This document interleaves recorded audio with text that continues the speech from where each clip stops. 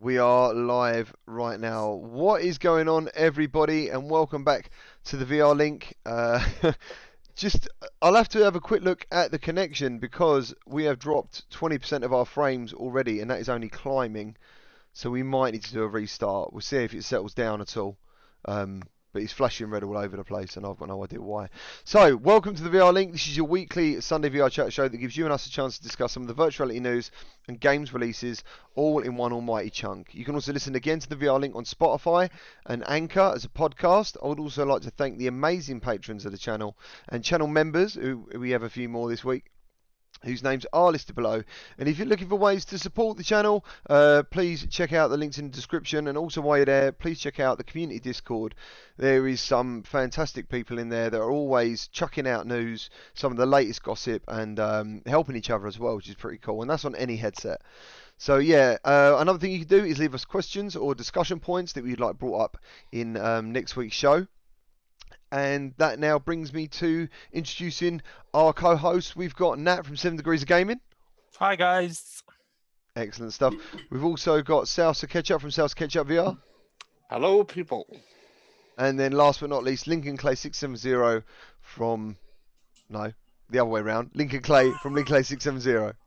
Yeah, but you know who it is. The godfather of gaming, the ageless wonder, and the most macho man ever to play Path of the Warrior. Oh, yeah.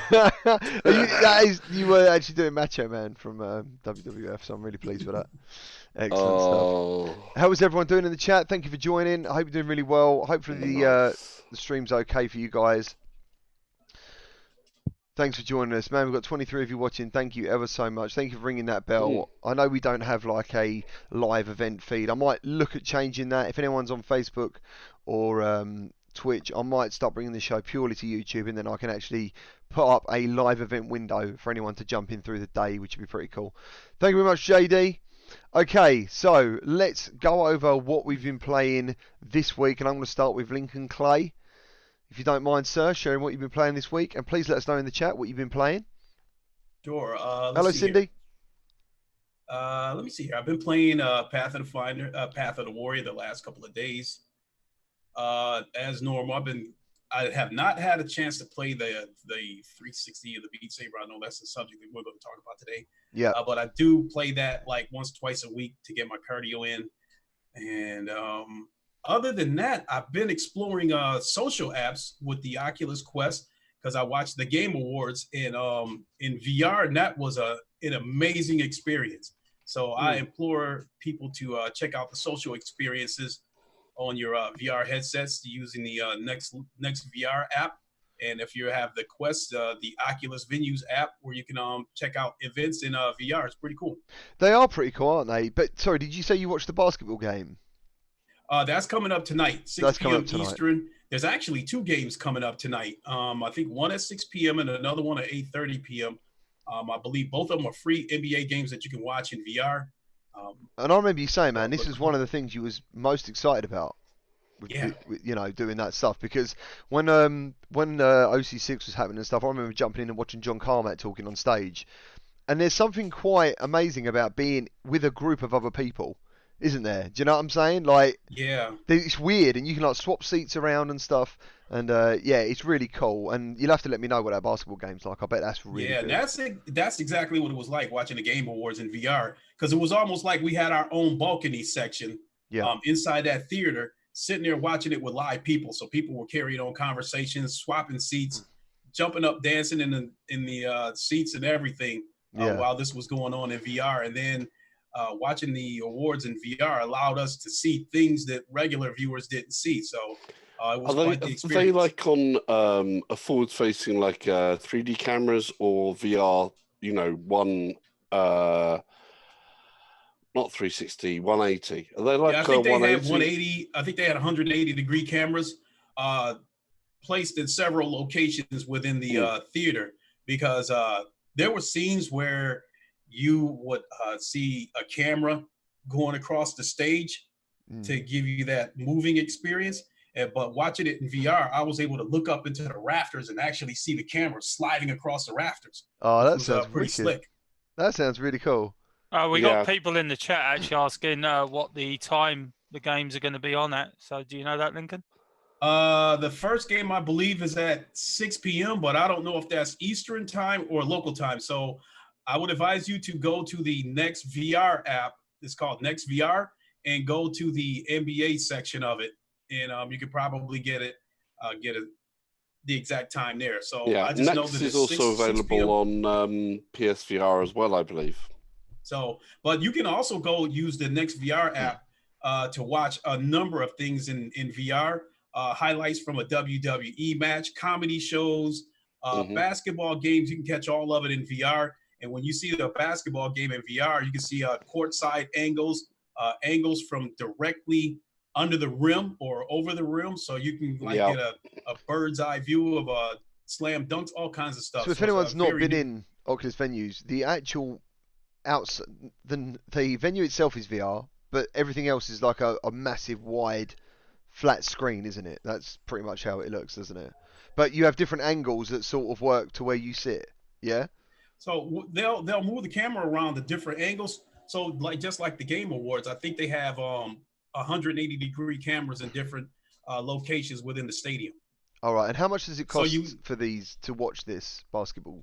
Some of the games are free. Oh, okay. So what about tonight's ones? The one at 8:30, I am absolutely positive that is a free game. Oh, excellent, guys. So you can go and check that out. Thanks. Because it says it on there. It says free NBA game. The one at 6 that comes on at 6 o'clock, it said free NBA preview game, whatever the case may be. So I don't know if that's like a free preview of the game before the game actually starts, or if that means the game itself. But I am 100% certain that the game at 8:30 is free. So again, if you're on a Quest, make sure you download the Oculus Venues app, and then you can go in there and you can see the scheduled events and just hit enter interested. And I would like to think that if you have the Oculus app on your phone, you can set a reminder for it. That sounds awesome. I just want to give some shout outs to the chat. All right, JD, Galaxy Penguin, Expulso, how you doing, man? I did see your second super chat. Thank you ever so much. When it comes to mods, we tend to wait a while till you've been here a certain time and you've been part of the community before you become a mod on the channel. But thank you ever so much for the donations. But yeah, unfortunately, it's something that some people who are mods on this channel, they've been here like a year. Do you know what I'm saying? So the people I really trust. So don't take that personally, but hopefully you'll understand. All right, Lily, how you doing? Who else got? Mighty Mouse, how you doing, man? No Xmas. I thought the little jingle we have to this is a bit Christmassy. Do you know what I mean? A bit haunting, like Die Hard. Do you know, that's what I was going for anyway. Don't start the Die Hard conversation. Well, we're going to use that nearer to Christmas for sure. Who else have we got? Lucas, how you doing? Boy Brown. Carl PSVR Gaming, how's it going, dude? Skippy. Nice. Cindy on Facebook, how you doing? Nice, man. Nice. It'll take me forever to type this in. Can I respond to Code Yogurt real quick? Of course you can. I think he's asking me about some of these games and whatnot, whether they're fuzzy or not.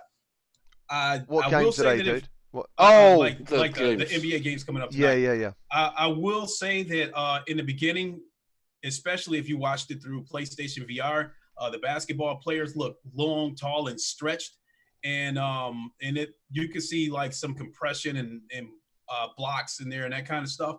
But the last time I watched an NBA highlight through the Quest or through the Rift S, it was clear. Yeah, I was going to say, man, like even my 360 experiences on the Quest compared to PSVR are better than PSVR, and that's just, I'm not sure why that is, because the screen's is capable on PSVR. I don't know, but it's just a better quality, and I'm not sure why.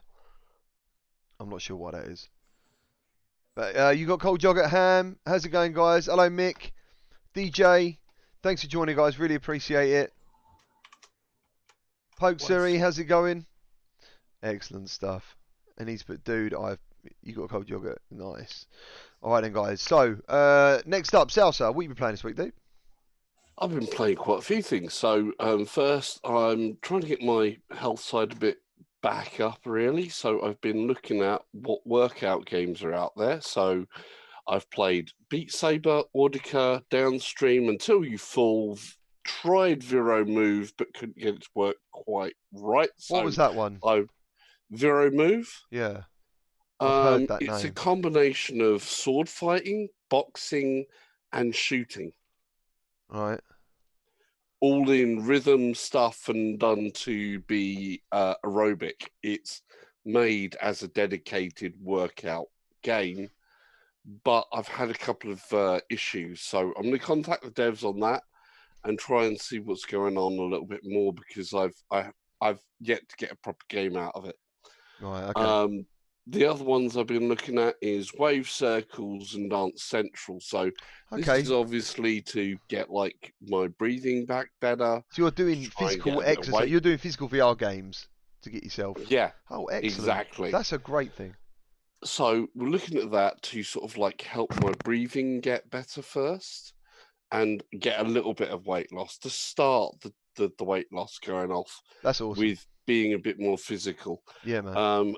The other games I looked at was Path of Warrior, which both Lincoln played and yourself played. Yeah, man. Great fun. It's a bash 'em up classic. Hark back to the. If we can quickly talk about that, and I'll play a little video while we're talking about it, because it is exactly okay. Great. It is a so superb it's game. like a hark back to our 8-bit, 16-bit side-scrolling bash 'em ups, but in VR, and it literally does take some very familiar sort of tropes and things out of those games. So, for instance, the city you're battling through is called Rage City. So, Streets of Rage, Rage City, all of that stuff. Then you've got all of the some of the little things that go towards Double Dragon and you using of the nice bit of lead piping and stuff like that, but it's all in your first person perspective, and you've got to really use your fists and stuff like that, and the kicks are quite hilarious. Are you guys fans of side-scrolling beat-em-ups anyway? I was back in the day. I mean, as a kid, I used to play a lot of them in the arcade. Yeah. And what were your favourites? What were like your favourite ones? Because I love side-scrolling beat-em-ups. Well, you see, when it came to Genesis or Sega Mega Drive Genesis, Streets of Rage, I thought was brilliant. But when I got the Mega CD and you had Final Fight, yeah, CD, that was the best one there. Because I mean, Neo Geo used to rock it, and the Sega CD version of that was just spot on. I'm so glad you said that one. Yeah, it's really, really good. And I mean, obviously, this does have some homages that are played to Final Fight as well. Yeah. So I was just very, very sort of gleeful when I saw the trailer for this and just went, man, yay. I thought the actual game missed a bit of a trick. It has. Because the trailer done the bit shows where 2D, a pixified TD, and then goes. And if that had happened in the game, oh. If that had happened in the game, that'd be an amazing intro way to get into it. Yeah. The other way to do this would to actually be for what do you call it? Why can't I think of Anna's game? Pixel Ripped. Yeah, Pixel Ripped. If you could do some of the bit of Pixel Ripped style where it is all in VR first person with the pixel bits and then go change resolution to what it becomes. Yeah. That'd be another trick for me. I would love to see a full VR. The graphics, instead of being the more defined, because they are nice cartoony graphics, but I would love to see an 8-bitified. Yeah, I know what you're saying. 16-bitified. Yeah, absolutely. Especially when co-op comes out, it'd be great. That's what I love. The fact that you were side-scrolling, she punches a barrel, a VR headset comes out, and you go into VR mode. And I'm thinking, what? I wish there was like a bonus level where you both like kick the crap out of a car. Do you remember that in like Final Fight and stuff, or Street Fighter? Wouldn't it be great if you both done that as like some bonus levels? But oh yeah, definitely 100%. I did. I liked it a lot. I mean, it's a small little game really for the price. It's only a small price, and it's not like it's not from what I hear tell. It's not got massive levels, but it is a cross-buy, and it came out of nowhere Yeah. because this came in at the Game Awards. So Oculus has just gone, bam, here's a full game. There you go. Yeah. Done. And we're getting the update in January. So it's Oculus exclusive. It's done by Twisted Pixel, is it? Yep. Yeah. And it's cross-buy. So if you buy on Rift, you get it on Quest. And it's going to be cross-play in January. So, I mean, I only played three out. I think out of the I think it's 5 levels on offer in this game, roughly. Something like that. It's still a workout, and I definitely think. Oh God, yeah. Like a lot of people were saying it was better than Drunken Bar Fight, and I'm like, the reason I think it's better is because the way the characters react to what you do. When you punch them in the face, their faces move around, their jaws go up. It's very simplistic. It is a bash 'em up in the purest sense. It's still the set punch moves. Yeah. Like if you punch the certain zones or come from a different way, the animations do that. You don't have to put your full weight behind a punch. No. But continually hitting those hits does. I'm loving the 360 roundhouse to clear the room. Yeah, what the a hurricane kick. I think this game feels more polished than Drunken Bar Fight. Oh man. Yeah, just a bit. Yeah. Wow. On the PlayStation Bar VR, Fight, Drunken. it's a different type of physics and engine behind it, though, isn't it? It looks fantastic. Not even Drunken Bar Fight always looked like an early access game to me. Always. That's what I was about to say right Always. there. Yeah, this looks more polished, but there isn't the same amount of possibilities in terms of interaction. I have to say that there are set interaction parts, just like there was in the old games, where you can only pick up chairs, or you can only pick up a bottle, Yeah, or you can only pick up certain things. I still think this game will come into its own with co-op. I think if co-op comes to this and it says it is, that's going to be fantastic. It is going to be good fun. Absolutely. And there is some funny moments in this game when I went into the kitchen and I threw one of those guys on top of the stove. Oh yeah. You see the flames, and then you saw the words sizzle come out of the stove. That was hilarious. Yeah, it's brilliant. I absolutely loved this. And the good thing, I thought have you all played it on? Nat, have you played this? No. Okay. So did you guys play it on the PC and the Quest? Yes. Okay. Salsa? I played on PC. I haven't played it on the Quest yet. All right, cool. So, Lincoln, what did you think of the differences between the two? In terms of colors, I think the Quest might have looked a little bit darker. I'm not sure. But what about anything else?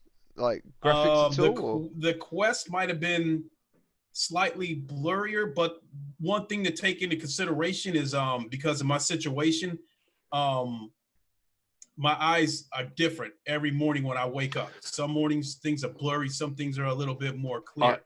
I have to say, actually, on that note, I got prescription lenses for my Quest the other day. Hang on a second. Let me just. I'll quickly just say, man, I thought the Quest looked absolutely fantastic. I thought there was just some more jaggies. That was it. Like the game looked and lent itself really well to the Quest. But once I put my glasses on, underneath the Quest, it was crystal clear. Super. You see, one of the things I get is this is. I've never seen these, by the way. So that's an actual prescription lens that just fits in over the normal lens. Where the hell did you get that? Like that. Where'd you get that? These ones are VR Optician. There's another company. And basically, with my glasses on, it's really, really not that comfortable a headset. The comfort level increases so much more, and the clarity with having these on rather than my glasses jumps a good amount. So if you can and you wear glasses, I do recommend getting prescription lenses for your VR headsets. I definitely would if I wore glasses. So much more comfortable. I'd invest, man. So Do you mind me asking how much they are, or is it different? These the VR optician ones were a bit cheaper. They came in at about 65 quid. Mate, that ain't bad. no. That's No, really there's good. two companies that do. There's VR Optician, which is a German company, and I can't remember the name of the other company because it's like WinVR or something like that. Mm-hmm. So let me And ask the you, other so company's a bit more expensive, so they come in at like about 85 to 100. Right. So let me because you ask can you, get other Sosa, treatments. how easy is it, Sosa, to switch back and forth between the prescription lens and the regular lenses? This easy. There, done it. Okay. In every headset, can you just do that on? Every single one? Like, They're different for different headsets. So is that just for the Quest or for Oculus headsets? the Oculus ones, there's the Quest and the Rift S. There is like a little thing that clips on around the edge of the lens. Mm-hmm. You just unclip that, push this back in place, and you're done. That's pretty cool, man. So does that fit over the regular lenses of the Quest, or you have to switch them out? This it fits over the top of the regular lens. Yeah. So there is a bezel bit around the lens that you just unclick, and then you click this in place. That's really cool, man. That's really yeah, cool. I gotta definitely get those. That is really cool, man. Did you get through what else you played this week, Salsa? I didn't, because I played quite a few bits this week. So we had Path of the Warrior. We had then The Curious Tale of the Stolen Pets, Yep. which I just finished streaming. As a first impression, very, very sweet game. Again, another Swedish company. So they also won an award for that. It's Fast Travel Games, isn't it? It's Fast Travel Games, Yeah, indeed yeah. it is. Yeah. So they won an award for it at the which film festival? I've no idea. Sundance. Oh, right. Sundance Film Festival gave it an Interactive VR Game of the Year award. Interesting. There's a couple of games up for that. They might as not well. play Boneworks then. Sorry? They might not play Boneworks. Well, no, because they're more involved with the storytelling. So yeah. You was talking about it was up against games like Ghost Giant and some other games that I've mentioned before, actually. The Tale of Sea, and other things like that, where they're more watched experiences rather fully interactive. But Well, it sounds like it does deserve to win it then, if that's the categories then. So I think it's really good. It was really nice, yeah. Nice. The other one, of course, is Boneworks, Path of the Warrior, and I was just playing Stormland. Superb. What about you then, Nat? What have you been playing this week? Playing with my patience, I have been this week. But yeah, I mean, I'll start off with the good stuff. I've been playing more Stormland. Absolutely loving it. Each time I play it, the more and more I enjoy the game. Yeah, because you was quite hyped about. We was hyping the Stormlands anyway, weren't we, on the show? Yeah. And it was the one game on the PC side. I mean, I know you guys were going on about Asgard's Wrath as well, and it was like, okay, Asgard's Wrath, that's okay, it's fine. But it was Stormland, and a lot of that came down to the company behind it, Insomniac. I love Insomniac games. And I was expecting a good story, and at the moment I'm getting a good story. It's tugging at heartstrings in certain places. Okay. And I want to find out more about the world, and like I say, that's always a good thing. It's like, okay, I want to get on to the next bit because I want to find out more about what's happening. So that's always a cool thing. So that's been the bulk of it. I wouldn't say I've played, but I tried the like Lincoln did last week, the Blade Runner 2049 Memory Lab, because I'm a Blade Runner fan. I eventually got around to playing that, and that was enjoyable. It was different. Like I say, it was free, so you can't knock it for the money it is, and really good visuals. Yeah. One thing I was blown away by visuals, and again, didn't really play it. It's more of an experience. Is the Lone Echo 2 trailer? Jesus, the graphics on that, my jaw was on the floor. Yeah. I couldn't believe that. That was like, oh my god, that looks amazing. Have you seen Lone Echo yet? Have you experienced it yet? I haven't. I've Oh, got it. I've man. paid for it. So obviously I've got to play. I just wanted to quickly have a look at Lone Echo 2. It's like, oh, I assume this will be a few minutes long. It's about 10 minutes long. Yeah. Again, it's free on the Oculus Store. I'd recommend anyone, whether you've played Lone Echo or not, to download it for a visual treat.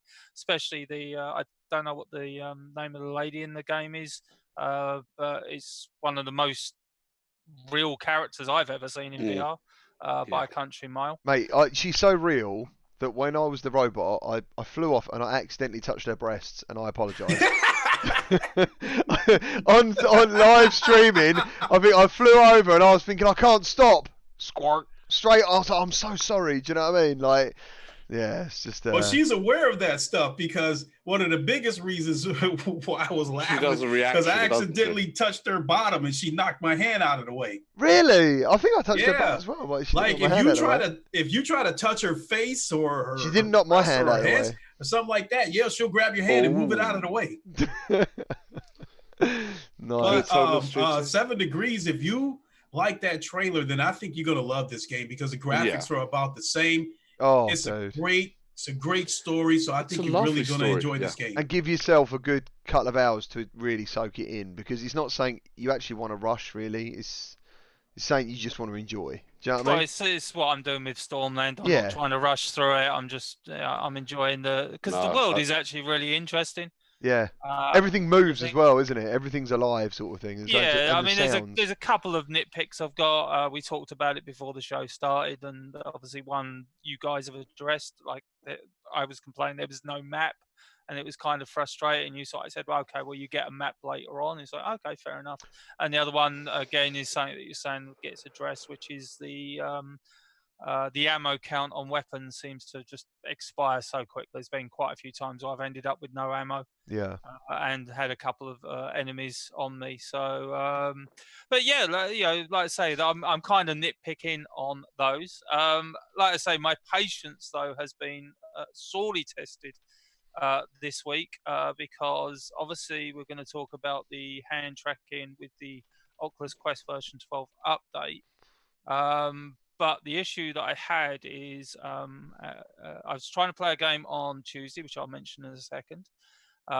Played it, didn't get on with it, and I was like, okay, I'm going to have another go on Wednesday. I went into the Oculus app on Wednesday on my computer, because obviously you start that up first, and it said, oh, I need an update. So I updated the app. It's like, fine, you're not going to start the program until I update the damn thing.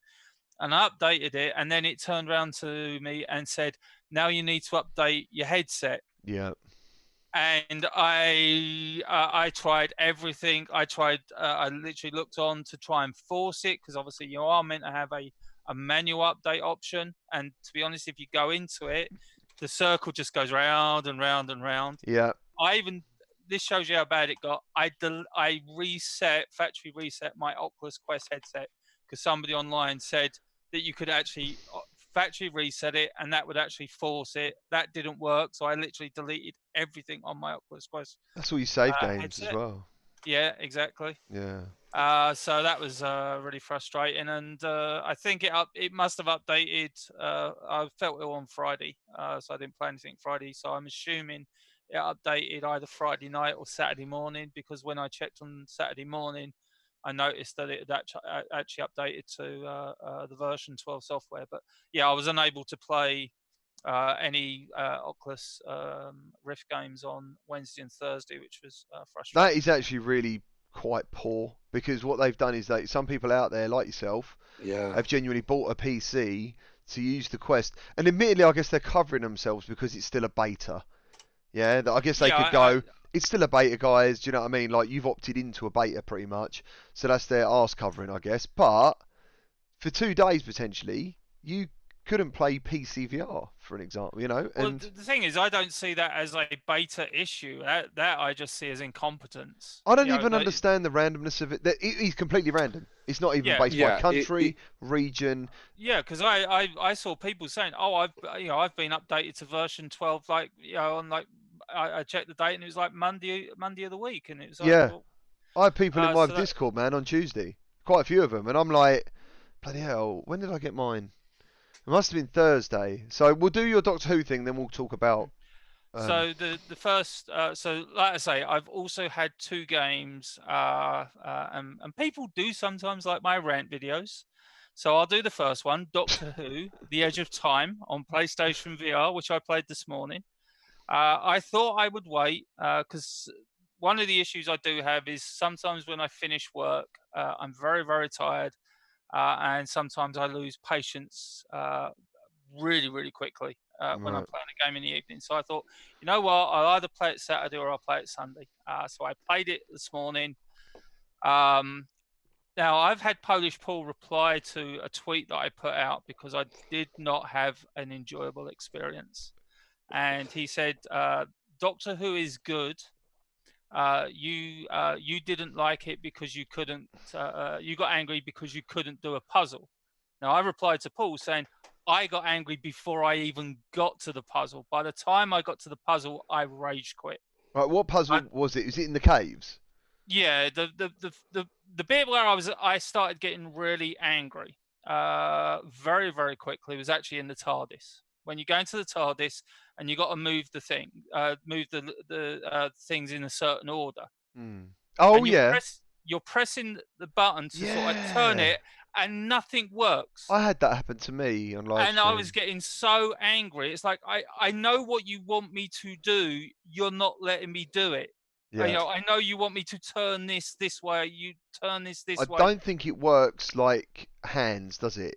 Like you'd expect to grab something, move it, but I Yeah, but think it lights up, and you grab it like you do with a hand. Like you press the trigger to grab it, and then you turn it. And yeah. sometimes it works, and sometimes it didn't. And because it was Mm. hit and miss, that's why I was getting angry. Right. By the time I then got to the cave thing, which is like you got to move power connectors to different places. And I'll tell you the bit that actually really where I lost it is I'm moving them, and the game turns around to you and it says, if you look at the pictures, that will be a help for you. The problem was it kept saying that every 30 seconds. After 2 minutes of hearing, if you look at the pictures, that will help you. That doesn't help me. I was getting. It That's should like. do. I tell you what. This is the reason I completely lost it. And people can hear me F and blind and call myself a dumb FUCK. I won't play it saying the game was. I was just like, I am a complete and utter dumb FUCK. The bit that kind of got me is it literally reminded me when I was getting bullied at school, where the kids would pick up my hand and start slapping me in the face with it, going, "Why are you hitting yourself? Why are you hitting yourself? Why are you hitting?" That is literally why I flipped out, because that's the memory that suddenly was brought back to me. This person just turning around every 30 seconds saying, "Look at the pictures. That'll get you a phase. That if you look at the pictures, that'll get you a phase." So I just quit. I was just like, I don't like this. I'm sick of this. Why am I playing this? I've got good games to play. Like I've got Stormman to play. The other game that I've had an issue with is actually a game that I haven't streamed. Now, I'm not saying I rage quit on it. I just didn't understand it. And that's Budget Cuts 2 Mission Insolvency. And I was given a code by the developer, and I thank them very much for giving me a code for the game. But I don't understand the gameplay mechanics. I really do not understand them. I can't even really can't. I haven't played the second one. I'm still waiting to do that this week. What bit of it do you not get on with? Because I'm assuming it looks the same in the trailers as the first one without any puzzle. That's the thing. I think if you've played the first one, I haven't played the first one, but I'm assuming that there's some sort of tutorial or something. The game I always go back to for why explaining game mechanics during the game are important is a game I actually stuck at. I'm terrible at it, and that's Super Meat Boy. Now I am absolutely awful at that game. But the one thing I will say about that game is it gives you a perfect tutorial of the gameplay mechanics and why you're doing the gameplay mechanics. And so you understand it. It's just I suck at that game, so I can't do it. What Budget Cuts does not do, in my opinion, and other people obviously can disagree with me, is it doesn't explain why I'm doing the gameplay mechanics. So like like it's going on about stealth game. It doesn't show me, like, give me a setup for a stealth kill. Show me a stealth kill, so I do this, and get me out. And I was just like, I'm done. If I can, I'll jump in. And that is right. It doesn't explain what it's doing because its locomotion system is a teleport locomotion system, which is really weird. Yes, I saw Mrs. Because GT it comment. doesn't teleport you straight away. Yeah, it doesn't. What it gives you is a portal. And the portal is so that you can go and look and find and scope out the area first. Yeah. Get your weapons out, ready them, and then you set off the second part of the transport mechanism, which transports you to the place. Because as soon as a robot sees you, it's going to kill you really quick. So you set up first by scoping out which direction you need to be facing, take your weapon out, and then set the second point off and kill the robot straight away. But what bit of that don't... I just want to thank JD ever so much for the super chat, dude. Yeah. Thank you ever so much. Please don't think I missed that, man. Thank you. I really appreciate that. So what part of... You understand the mechanic he's talking about, yeah? I understand the mechanic understand he's talking about, but sort of like the bit where he's saying you kill the robot with one hit, I couldn't get the robot killed with one hit. In the eye, you can kill him one hit. Other parts of the body are different. Well, I found the throw mechanic a bit of a pain as well. Yeah. Again, like I say, it doesn't give you... It doesn't allow you to go through the mechanics. Like, it doesn't sort of like give you a dummy robot to understand the throwing. I see what you're saying. So you can't get your timing or anything down. So literally, I was playing it. I was doing kind of what Salsa was explaining. I was sort of zapping in, seeing the robot, throwing it. I mean, at one point, literally, I threw 2 knives, and not one of them hit the robot, and I was like 2 meters away from the damn thing. And it's hard to get away then, so you get really quick at and then I was like, teleport. boom, I'm dead. And I was just getting really frustrated. It's just like... Is there not an instant teleport button, though, with that gun? No. You have to go bop. That's the stealth thing. I mean, I know we all know Gamertag's ways on stealth. Budget Cuts, though, is the only game I do play stealth because it gives me that time. Like you're saying, I can. Yeah. Like I remember. But that's the point of it. It is to give you the time to scope it out. Yeah, and figure out what you're doing. You can't be seen. Yeah. That's the portal. That's the stealth thing. So you throw out this little bulb. Yeah. That is your teleport thing, which can bounce off of angles and stuff like that. Yeah, which is good. It gives you that portal view while you're holding your trigger down or whatever. Then you push your other button to get a weapon out of your inventory with the portal still there in front of you. Can you kill through a portal? No. That'd be awesome. You get the weapon out, ready, get your aim as though you're going to do it through the portal. Yeah. Then you set the second part of your transport and throw the weapon. Yeah, man. Like, I have played Budget Cuts to actually get to the chopper was right. I played it at Gamescom, and it just... Do you know what, man? You'd have found that really annoying because it literally was just like they assuming you just finished Budget Cuts 2, Budget Cuts, and you're playing the next day. Because there was no real explanation. I tried it with Wands as well. I think that is the same with Budget Cuts. That I even contacted Andreas, and because I turned around to him, I said, "Listen, I don't want to put a video out, mainly because I don't get it. So is there something I don't understand?" He's kind of related me to a couple of videos. Yeah, because I guess you're doing it quite well as well. Because like you're not. Because you make videos, I guess you're not looking to look at someone else's video to get the idea. You're assessing the game to seeing how you receive it. Yeah, I haven't looked at this other video yet because again, the way I've always done my videos, for good, for bad, and I get a lot of hate and a lot of crap for them, is I always go into my videos fresh. Yeah, So I do pretty much. I go in like somebody anyone else that's buying the game. Like I say, like if I'd have actually paid for Doctor Who, and again, thank you for Maze Theory for giving me the code. But like if I'd have paid £25 for Doctor Who, I would be furious. I would have been Okay. even more mad than I was. Are I you a really Doctor would. Who fan? Yes. And you Even did? though I haven't watched the show in a while, Yeah. and Yeah, I haven't I think I really. said to you when the second trailer, the last trailer dropped, I wasn't that interested in the game, but that last trailer sold me. I was like, I want to play this game. I thought I it was do want to really play the good. game. I I thought it was really really like the good. trailer. I liked it, But but that puzzle is particularly probably that and the lasers you come across later on. They are hard puzzles. Honestly, they're not. I think I was on that. I think I edited my live stream afterwards because I was on it for about 25 minutes.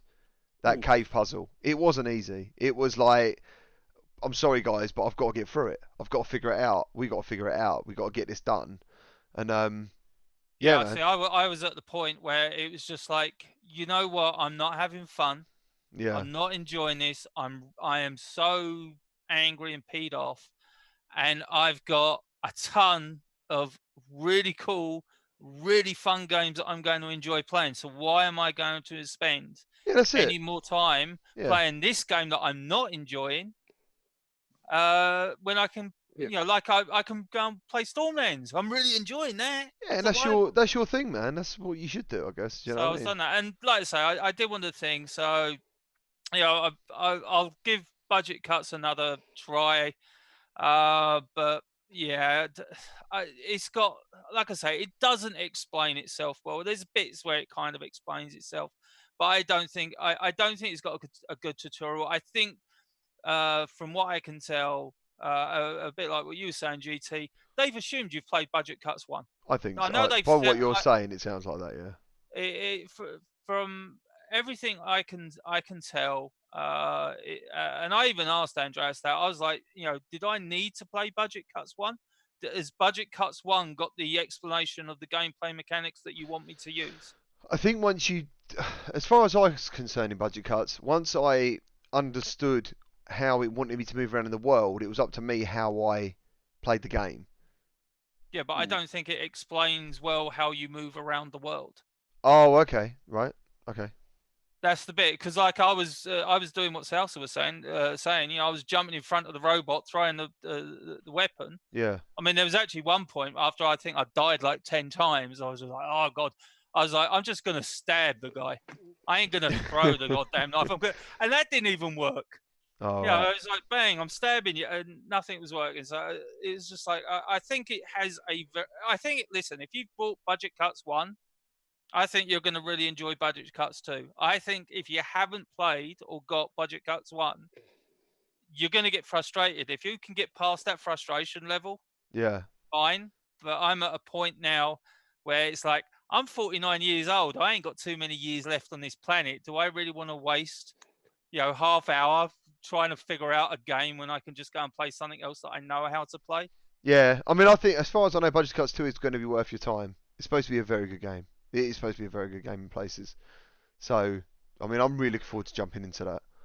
Yeah, it's working through narrative. Anyhow, next up, isn't it? Well, that'd be me. That'd be. I played the lab for the first time. Unbelievably, a lot of people were like, "Dude, how come you haven't played this before?" Excellent. It was That's amazing. excellent. It was amazing. That's a free experience. So Steam VR the lab.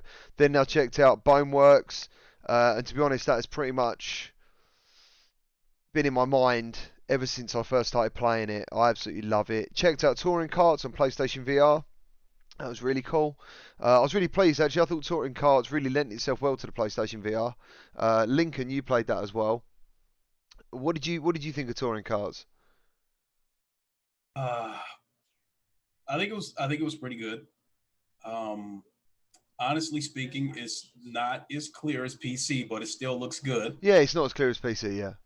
And I think the PC version is a little more stable because I would have said the opposite. I don't know why, but the PlayStation version, the screen was just kind of like, tilting and waving all over the place. Really? And See, I think Get to the Chopper played Touring Carts, and he come back and he said to me he had real issues with it. Like, I'm sure he said it crashed. And I was expecting that stuff because he streams purely from PlayStation, which means if the Yeah, game he's actually crashes, got to put a note in the chat. yeah, Mhm. if your game crashes on PlayStation, your stream's done. You've got to start all over again. Um, yeah, I actually found it completely opposite. I thought it was a really stable game, and I thought it played really well on the PlayStation. But I only played it with the DualShock because for me, sometimes I just want to sit down and play a racing game with my DualShock. You know, I know everyone's like, "Oh, the wheel, dude, the moves." But sometimes I just want to play a driving game with my DualShock. I enjoy it, Yeah. and I thought touring carts worked really well. I used the move controllers because I was just too lazy to get my racing wheel out. But as far as the controls goes, I think the move controllers are a little more solid. Not the move controllers, the Oculus Touch controllers. I think they're a little more solid than the move controllers. Mate, Because there yeah, was I can't times imagine trying to play a game. Do you have both hands on the wheel or I is it? had one hand on the wheel, but I was constantly trying to grab the power ups. Yeah, yeah. You throw them behind you, you throw them in front of you. Yeah, Yeah, the controls were like really sensitive, and I only had to turn the move controller, but the slightest for the car to make a pretty hard turn. yeah, So that's why I was smashing into the wall quite a bit at the beginning of my stream. yeah. Um, but unfortunately, I ended up having to stop the stream when I did because I was getting sick, and that hasn't happened to me in quite a while. Wow, man, you're getting some VR sickness. Yeah, and That's interesting, dude. I don't know. I think it could have been fatigue. I could have been tired.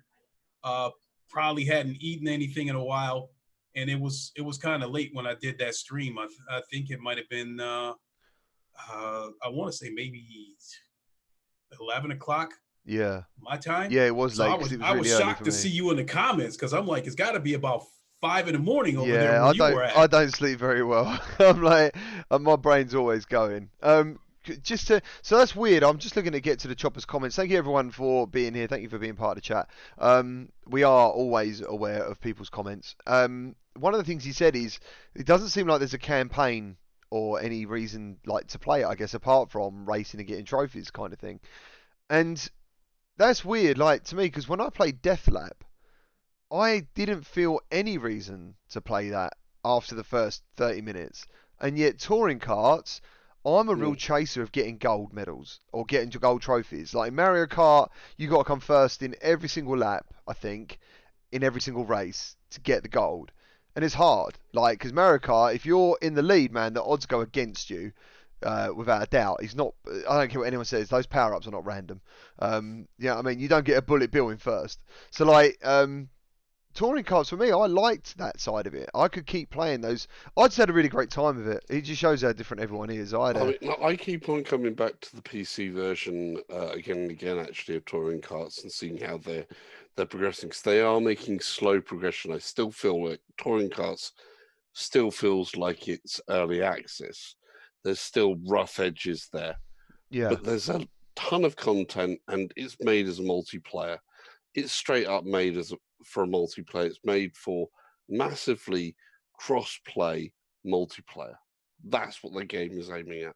yeah, yeah. I mean, obviously, if you guys want to set up multiplayer races and you haven't got people you're looking for, you can always jump in the Discord. We've got loads of people in there that play games, and I wanted to jump in with everyone. Second for that, I made a couple of videos on Boneworks about how to unlock sandbox mode, how to get the weapons quick, which everyone then told me after I made my video that I could have chucked all the weapons in a bin instead, and I could have just carried them out instead of what I did.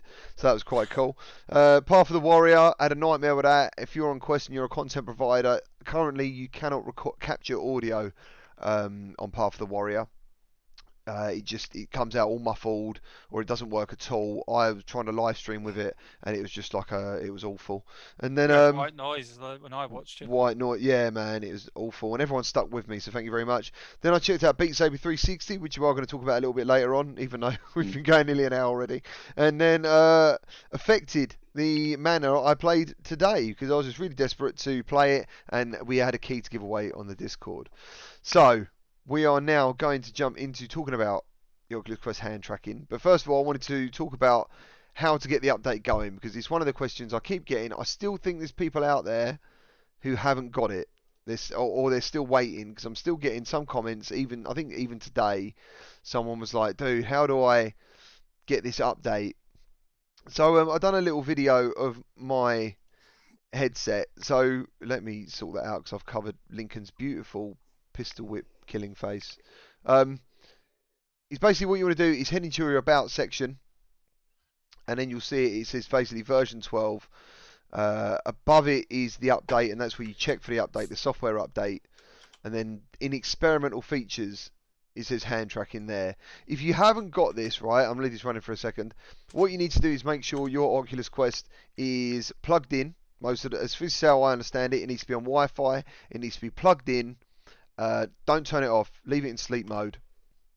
And it tends to update when you're not using it, because as we were saying earlier, I know people in my Discord who updated 3 or 4 days before me, so I know the update is there and it's ready for people to download. But dude, I was searching every day, twice a day, and it never appeared, and yet people in my Discord at random are saying, I've just got the update, I've just got the update, and I'm thinking, so it exists, it's out there. Surely if you're checking for an update, it should just appear, but it doesn't.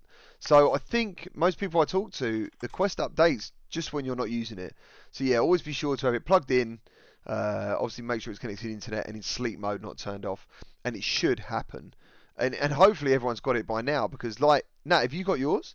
I've got mine now, but I mean, I literally was doing all of that because So was I, by the way. I think it went. Did it go live Monday or Tuesday?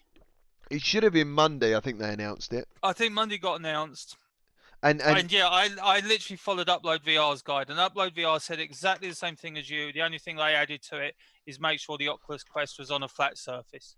You know, it was lying flat. Really? That was, yeah, they put that down. I didn't, who cares which, bloody thing is lying flat anyway. So it's not a big thing. Okay. But I literally did that. I left it on charge. I left it plugged in off the mains adapter as well. And I did that Monday, and I did that Tuesday, and I did that Wednesday, and I did that Thursday, and nothing. And like I say, I know it updated. I couldn't tell you if it updated on Friday evening. I couldn't tell you if it updated Saturday morning. But it's somewhere between that time. I think I checked my Quest about 11 o'clock in the morning on Saturday. Yeah. And noticed that it had updated to version 12. Then it was just a case of finding the little hand thing in there. But yeah, so I mean, I tweeted out and I said how much of that was just a level of incompetence. That's what it seemed to me. It just seemed like a level of incompetence, because if you've ever used a PC, an Xbox One, a PS4, or anything like that, the update is the simplest thing in the world. And as I said, the worst thing that I had was that literally on Wednesday evening, I had to update the Oculus app on my PC. Yeah. And then literally the Oculus app on my PC is saying, you now need the update for your headset. Yeah, yeah. Like, I can't get the update for my... and I even sent a message to Oculus. I haven't had a reply back. And I was just like, how incompetent are you guys where you're telling me I need an update, but I've got no way of forcing it? I can't force it through the Oculus app to the headset, which would be, to me, one of these, okay, if you can't do it via Wi-Fi, do it through the PC, although that's through Wi-Fi anyway, or just the direct Wi-Fi. Like I said, or download the file yourself or something. Yeah, I saw one thing that said, and like I say, this was, I think, Thursday I tried this, where somebody said you need to deactivate the auto download option. Done that. I did it, dude. And I did that, and that actually gave me the option to click on check for an update. Yeah. Other than that, it wouldn't let me check for an update. And I did that. Okay. Like I say, and yeah, like I say, the circle just went round and round. I literally was lying on my bed. You know where Lincoln says rant mode. yeah. You know where Lincoln says he lies on his bed and he plays Poker Stars VR. Yeah. Lying on his bed, just playing Poker Stars. Yeah. I was literally lying on my bed for 40 minutes with my headset on, just watching the little thing go round and round. Mate, I just going, well, this is really fun. It's like, is this thing ever going to find it? The end story is plug it in, put it on standby mode, leave it there. Yeah, pretty much. That's the pretty key. much where you're going to get it. Yeah. Two Faces just put in there, join the public beta and it forces the update. If he's talking about the PC side, if you actually do the public beta, it actually Kills the deactivates link. public, It kills the link. deactivates it. Yeah, but So he's you saying can't it do that. forces the update, but it forces you get. I mean, if you go to public test channel, I think he means. If you go to or whatever I didn't see what he wrote. Public test channel, it downloads now on a different version of the desktop on Oculus. The whole thing, it even updates your Rift S again. And then if you turn it back on again, you've got to do all that update again. If he's saying it pushes the update for the Quest, I wouldn't see how the two are linked, personally. No, I don't. I don't see how that would happen. But, if it worked for you, fair play to you. Just want to say hello to some people. Paradise, Midlife. We got Shats. JD Max is sane. Thanks for joining. You got Cold Yogurt, Skippy. How you doing, man? You all right? Thanks for joining us, guys. Really appreciate that. Durban Brown, you've all been having fun in the chat, I see. Blam Crutch, usually put my son just beat Boneworks. We are talking about Boneworks very soon. I can't wait to talk about Boneworks. Random Pizza, nice beard. I'm assuming he's talking about Nat. Trying to get him to do some oiling. I mean, what do you do to your beard, Nat? He doesn't oil it. I want to get him to oil it. Hello, Daryl. How you doing? MC Toothface, Christopher Hart. How you doing, guys? You all right? You all good? It's G called McGrath. it's called the hobo beard look. I get pulled through a hedge backwards, and then my beard comes out looking like this. So yeah, let's start talking about your opinions of the Oculus Quest update, guy. What do you think of it? Because I definitely at a moment of using hands. You Yeah. mean? Yeah. I've only used the base part of it, but I've also used other hand tracking solutions. So you've got Leap Motion, yeah? I've got a Leap Motion, yeah. Right. I was talking to Nathy about this because he basically pointed out that he used Leap Motion like 4 years ago. Yeah. Or 2 years ago. Same as. Well, not 4 years ago. I used it like a couple of years ago. And how does this stack up to that? It's not as good. Okay. It's as simple as. It's just not quite as good. It's impressive that it's doing this on a standalone headset and things like that, but it's not quite as instant. It doesn't have some of the same versatility. Some bits are really, really good, and I like it. And I do see where it can be handy. There's only a limited number of applications at the moment that actually use it as well. I don't think there's any games currently. There isn't games. There's a couple of different things, and there are things that I would really like to see. I mean, if you're using like the social experiences of watching things like big screen and stuff like that, I think that's going to be something that could be much better, where you're using social apps to be able to use your hands in those more. Well, we've had confirmation about certain apps that are literally the race is on now about which is going to be the first app. The SDK went live or was going live this week. So these are the apps that literally the developers have already come out and said that we're going to be integrating hand tracking. So it's going to be a case of who gets there first. First one that's confirmed it is Big Screen. They are doing it. So what you were saying, Celsa. Titans of Space Plus, which is a new game, it's meant to be like a educational app, is meant to be coming. That's going to be offering it. A game that I'm really interested to try when it does get hand tracking is The Curious Tale of the Stolen Pets. I think that game will suit that. Yeah, definitely. Yeah, it will. Because it's a game with no motion, isn't it? Yeah. It's a game where you don't move. You can move the world. You just go to, if you can just go, boom, grab it, move it, things like that. The other... well, I'll quickly just do the other ones. Virtual Desktop. Yeah. And Waltz of the Wizard. That's what I'm waiting to stream with that update. That's the only reason I haven't streamed that game yet. I've given away the developer keys. I just haven't played it yet. It's terrible. Well, I've played it on PC obviously, but I haven't got a key for it on my Quest. Right. So I don't think it was cross-buy or anything like that. But I played it on the PC side. So to interrupt anyway. I can see where that would work because of the nature of that game. But one of the things that I'm missing is the things of the physics interaction, where on Leap Motion you would literally go, right, okay, here's a menu, press like this, or just go, that's that option, and use your hands in that way. I think that might happen though. And then hopefully it will. Like, say, like we was talking about how to move in a game. Teleport could be a simple case of throwing a ball. Like a bit like Budgie Cuts, for example. You throw a ball, that's where you appear. You can move Mm. around in the game world like that. And obviously on the Quest, you haven't got any wires, so your turning is done by physically. You actually Oh yeah, physically can just spin round and there round and is round. there is some great things, but there are limitations to just shooting your hands and not having a controller.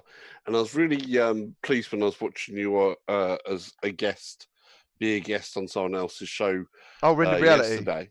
Yeah, Yeah. when they said about why can't they just pull the cup straight in, and I was sort of like, well done, GT, you got it there, because object recognition isn't easy. What they've done with the hand stuff is they've literally got pre-rendered versions Hold on, just of recognized stands of placement of your fingers. for anyone who didn't So see the show yesterday, what South is saying is, why can't I just pick up this cup and it be in there with me, pretty much? Why can't it read it? That's what they were asking, weren't they? Why can't Yeah. you pick up an object and the camera see it, visualize it, and make it? And funny enough, it was actually thanks to you, Salsa, I think, and Hono, that basically explained that every gesture, it isn't your hand you're seeing, it's a No. predetermined gesture of it knowing what Yeah, you're so doing. they've gone. There is only a set number of gestured movements, so it's not exact. Yeah. It's an approximation of where your hands will be. So if you obscure hands, it's going to have problems as well with obscured hands. So when you do this or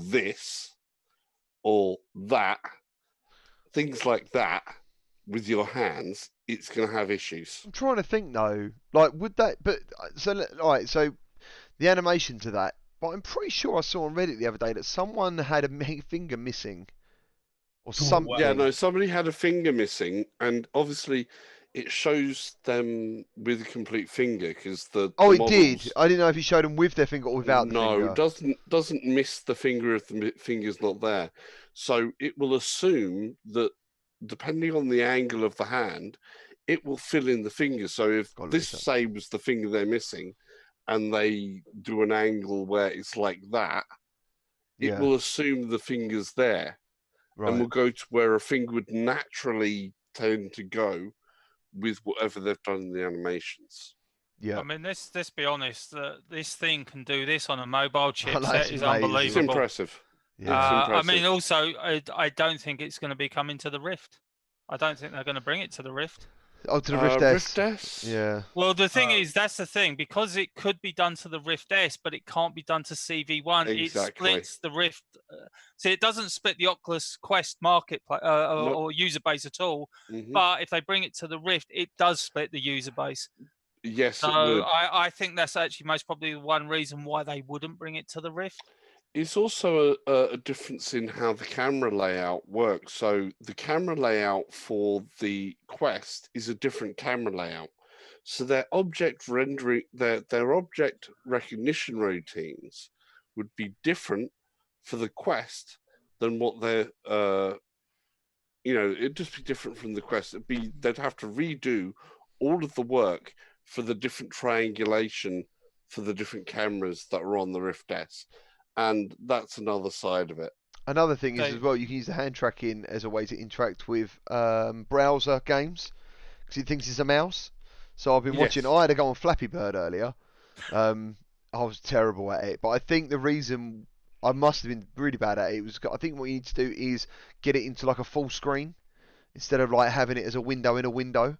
If you can make the app full screen, it works. It looks like it works really well. There was someone like playing Millipede, you know what I mean, or Snake. Do you know what I mean? All that stuff, little things like that, I think will keep people entertained on the go. So, what about you, Lincoln? You use the hand tracking and stuff?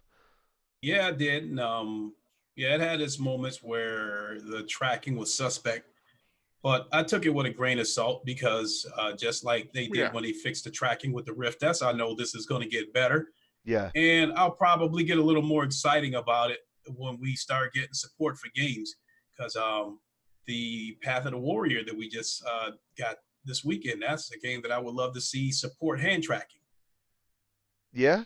Yeah. I'd I mean, love to be able to grab these enemies by the neck and throw them with yeah, my physical hands. I would love that too. I think the game that would fit it more than that would be Thrill of the Fight, because that's room scale. So any movement within the boxing ring, you can't do on joysticks. You do it moving around, therefore the hands will be fine because we're losing the ability to move around the world, aren't we? So Yes, you are. that's what we're looking for. We're looking for games where you don't necessarily have to move. If you're physically moving, you're fine. And but I think Thrill of the Fight would be fantastic in that because that is a bloody good game and it's really hard. Definitely, one thing seems for sure is that when the cameras lose sight of your hands, that the tracking's not working. Yeah, it almost disconnects and defaults straight to the controller too quickly. Right. It really does. 'Cause Like, there's not even much. Like, you've picked hands, it loses you for a second. It's like, oh, I've got to re-enable it again, which means getting the controller, re-enabling it. It'd be better to just give you at least, I don't know. That. No, I didn't have that as well because I went into the menu and went, right, okay, turn on the hand tracking. And then it actually got rid of my controllers. Yeah, it did. Yeah, it did. But what I'm saying is, and like, when my hands was out, it yeah, wasn't showing my controllers. I had a problem opening. It has a problem opening programs when you go to open it with your hands. And I literally went, well, this would be great in Netflix or in like Amazon Prime, just because the controllers get in the way of the screen or whatever, just to be able to go with your hand.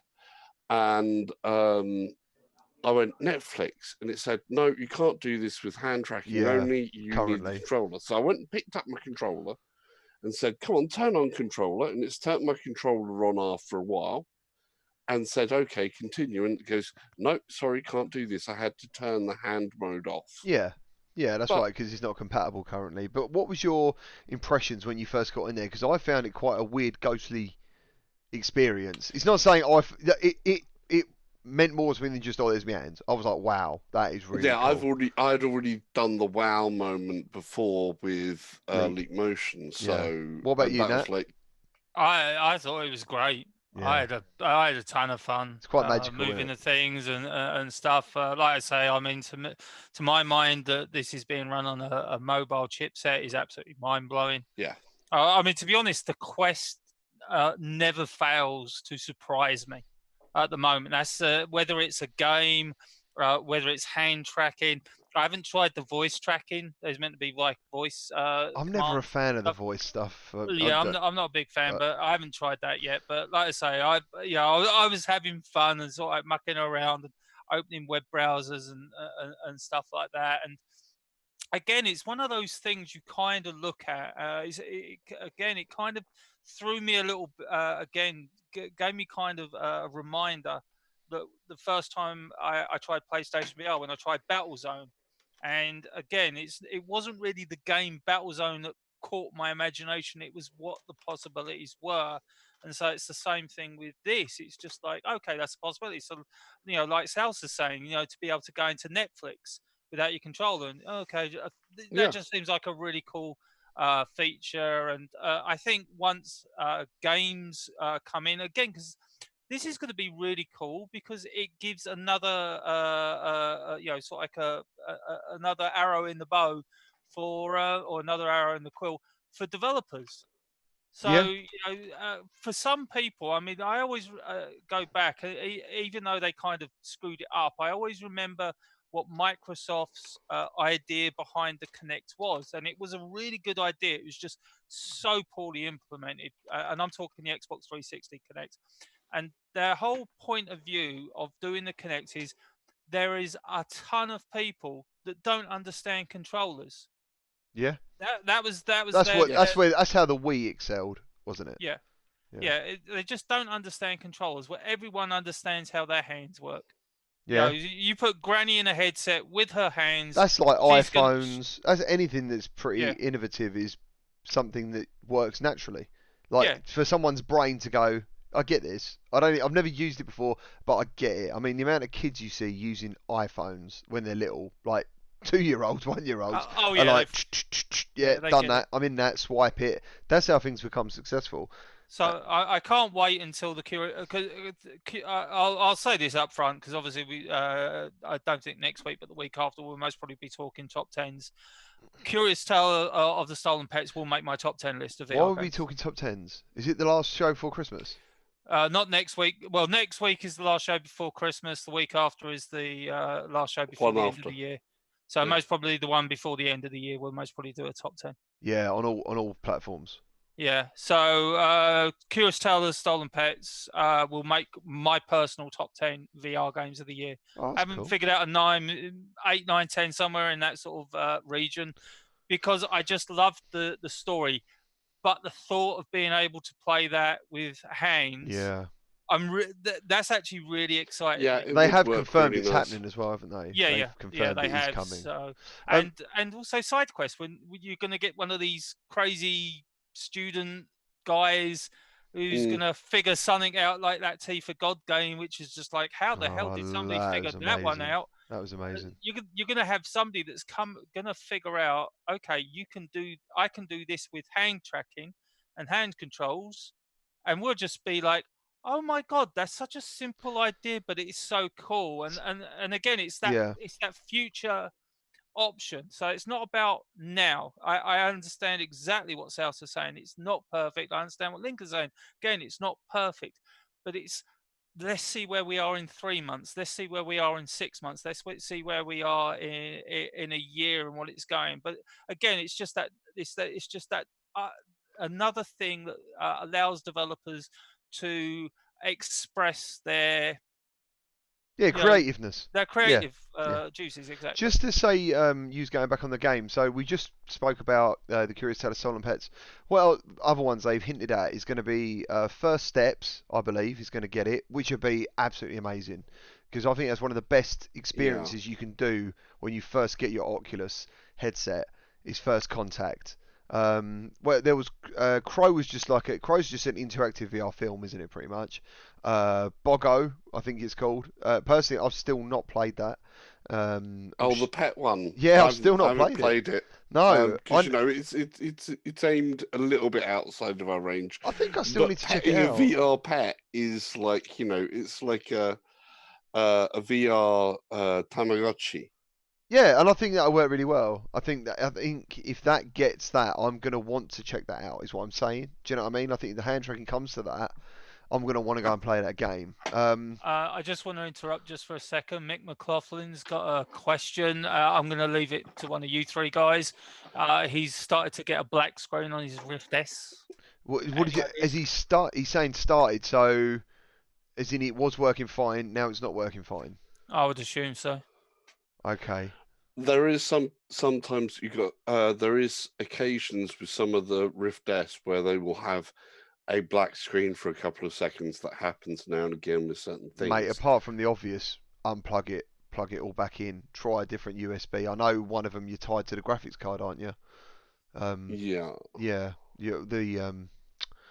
What's the one on the back of that? The other thing that it could be is if you've got a huge amount of USB devices plugged into a PC, that you are overloading the USB hubs.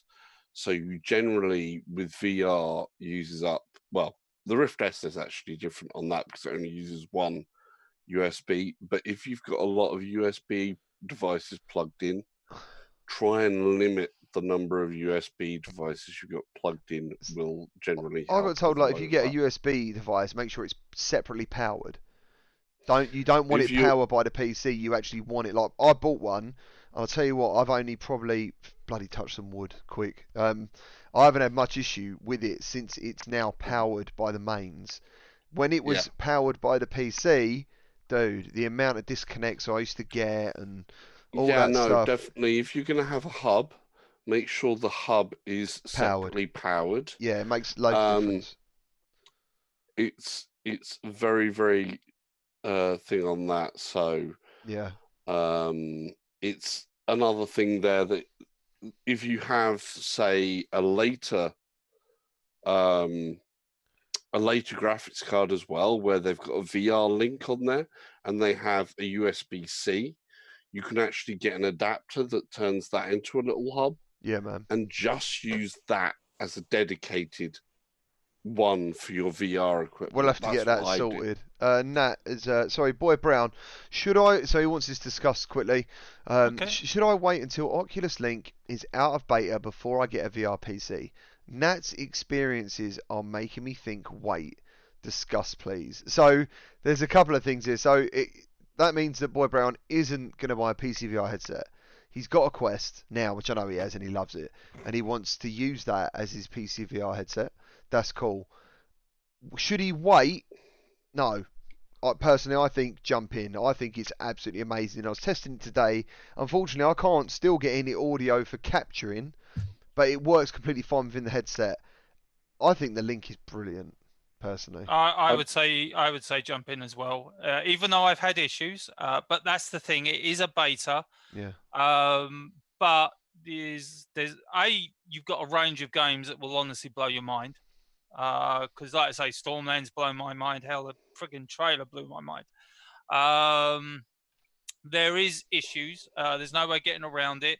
The issue that I had in terms of, I say, the updates, that's just something that, like I say, is an incompetence level by Oculus. Hopefully they'll learn and not. Well, if it do comes that out of stupid beta, stuff. dude, they can't do that. No. They Well, it's can't going to do be that. in beta for a while. I don't see it sort of coming out of beta and sort of to be honest, I don't see it coming out of beta till like June, July, at least, maybe even longer. Yeah. But yeah, there is issues, but the experiences that you have will be so much fun. Like I say, I'm loving the hell out of Stormlands. I can't wait to play Lone Echo. I'm looking forward to playing Gorn. I was actually planning on playing Gorn this weekend. I didn't get around to it. I'm looking forward to playing Gorn. There's also a lot of great free stuff, like as we were saying, like Oh, yes, tons the of free lab, stuff. the lab in Steam VR. You've got to do that. Like, Yeah, that'll blow your mind. I thought that was incredible. Yeah, What about I've been you, meaning Lincoln? to try that. Yeah, I've definitely been meaning to try the lab. As far as the problems that he's experiencing with Link, that's something that I can't answer because I haven't tried it yet. Because these cables are selling out on Amazon left and right, and I do not want to buy a 3 feet cable and not be able to move around. So I'm trying to wait for Amazon to get some more of these 10-foot cables back in stock. Right. 10-foot, 20-foot, however long these cables are going to be, because again, I don't want to buy a 3-foot cable and then have to buy an you have to be extension cable careful on top on of that. that. It's the they have people with active extension cables. It's the 10-foot one or the in meters, which is 3 meters. 3 meters is the longest you can get for a USB 3 cable that is not powered, that is not a an extension cable. I just want to see what is everyone's thing you know, on Steam, the VR wireless. You know, I mean, the virtual desktop. I think he's talking about, isn't he? Yeah, he's talking about that. You need to have a really good network for that to work. Yeah. Different people have different varying degrees of success.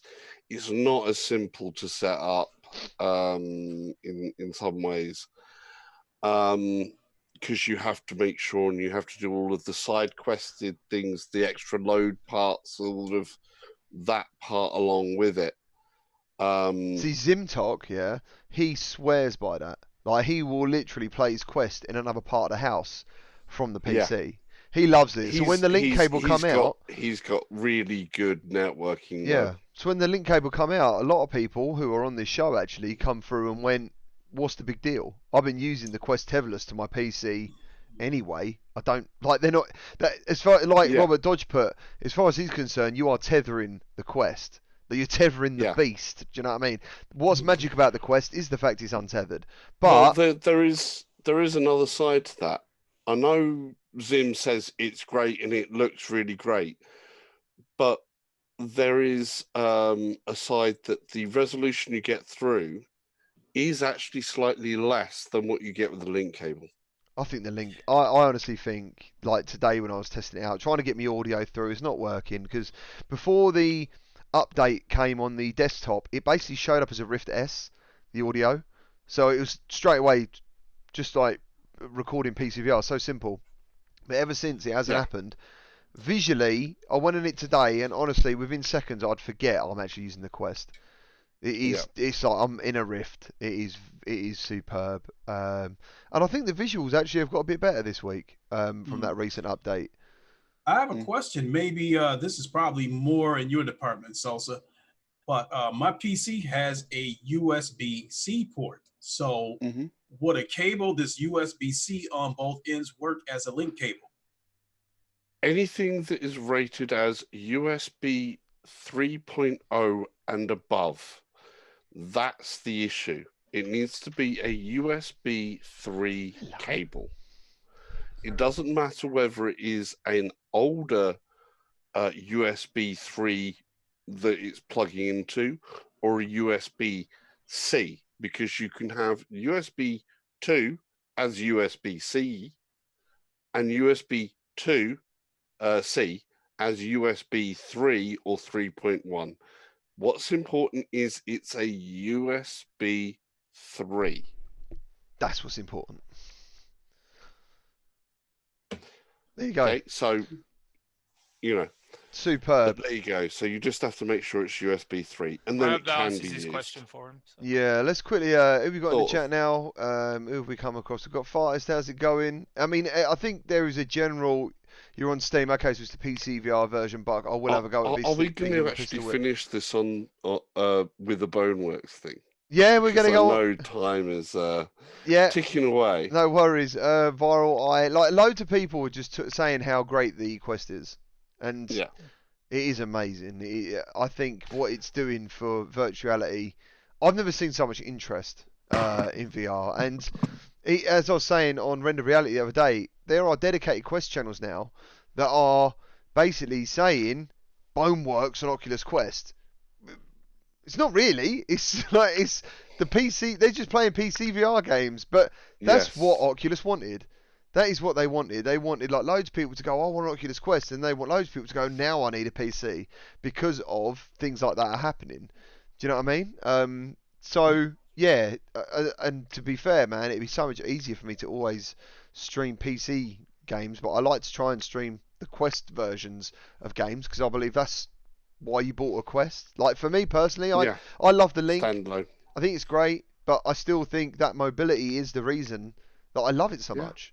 Yeah. And before we go on to Boneworks, I do want to say that I am excited and curious at the same time to see how the Quest is going to do for Christmas. Are they going to have, is there going to be high demand for this headset for Christmas?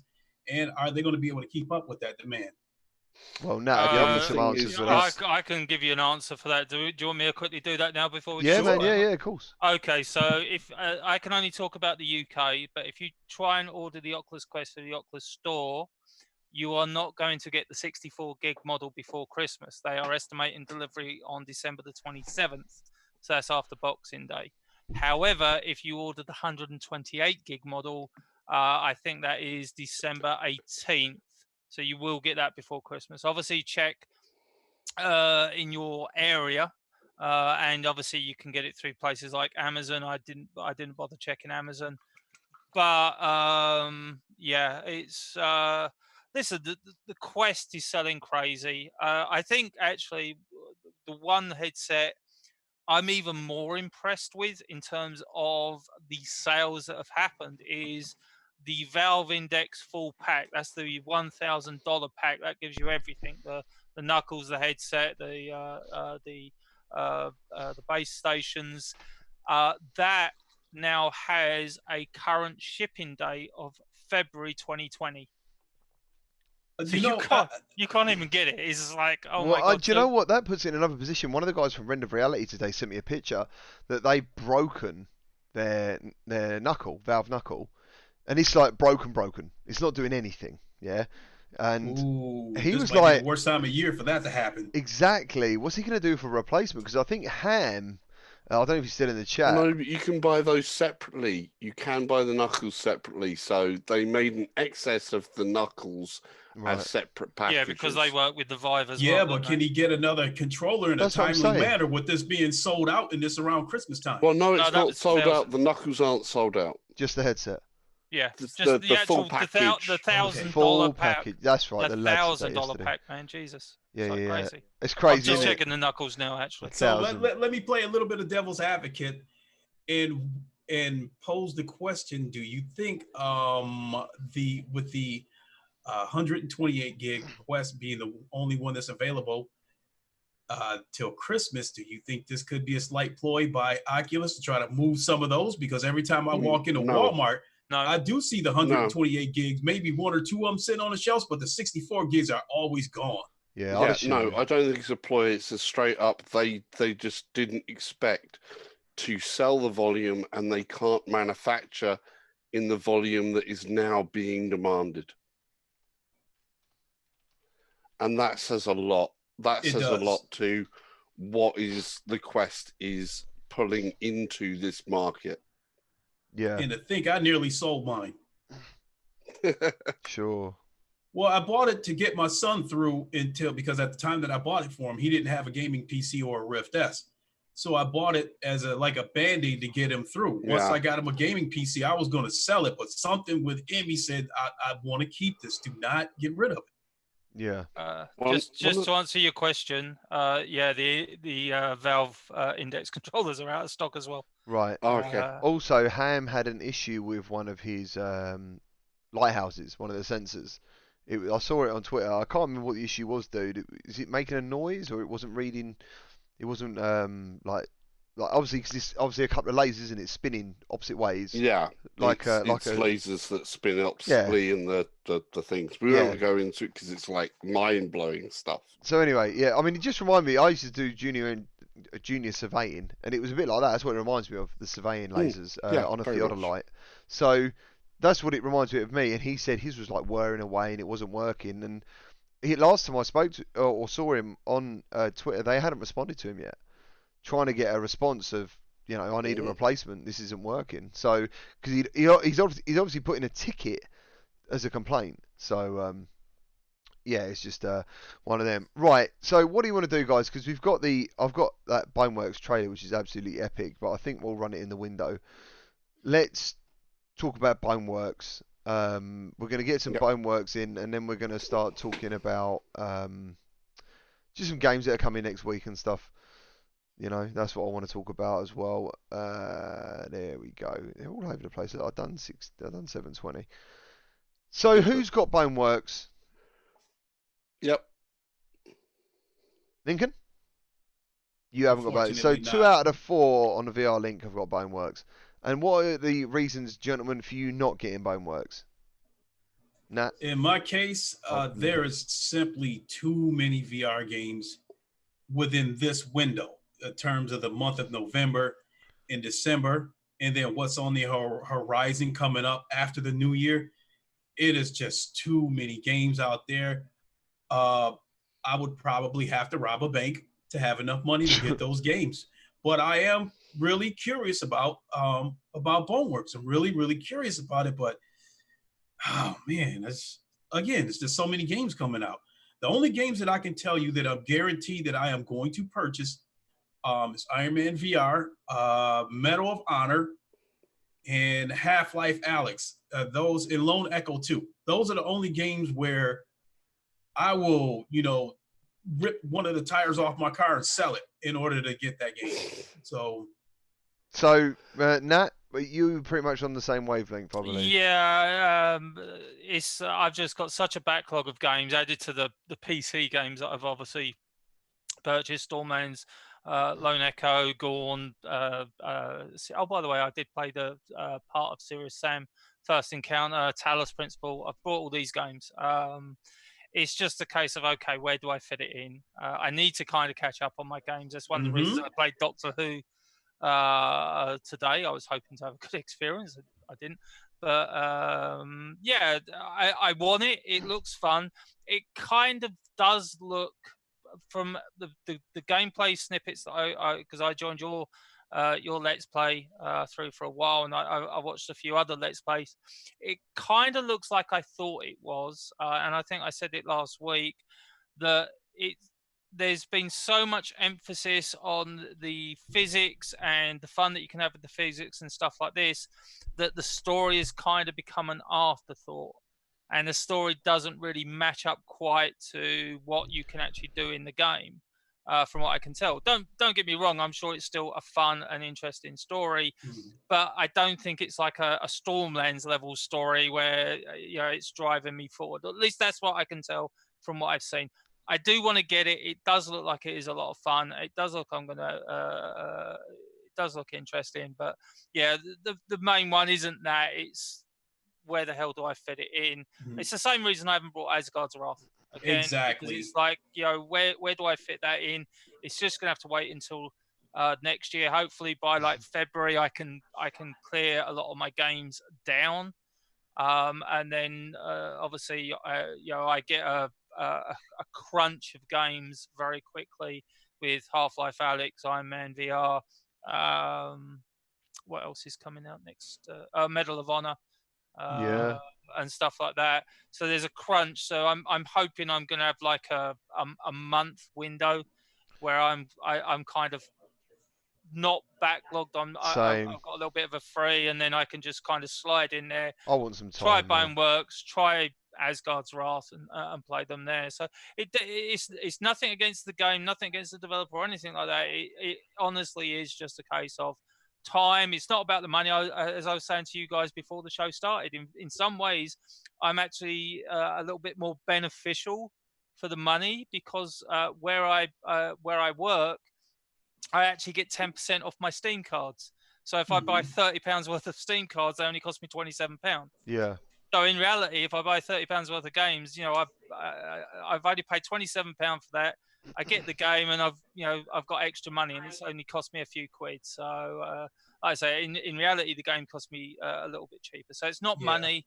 I could quite easily buy Okay, Boneworks so now. Right. And I would like to chat is add. already getting in there with a few of the points I want to go over,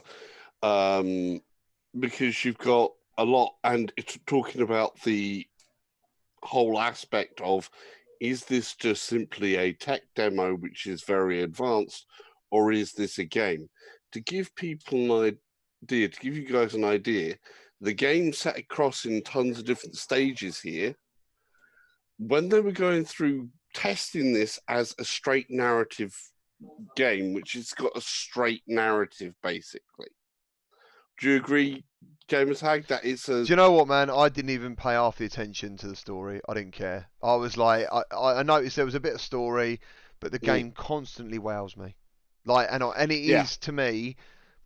And I know, and I'm not. No, I don't mean it's disrespectfully to anyone who hasn't bought it because they're not interested in it. That's cool. But I think if you have any passion for virtuality, you should get this. And in a way, it's that good in my mind that you should. It should almost. I'm not saying they don't need money, dude, but this should be experienced by everyone somehow on some level. I'm on two sides of the fence here, because I definitely get the whole backlog thing. Oh yeah.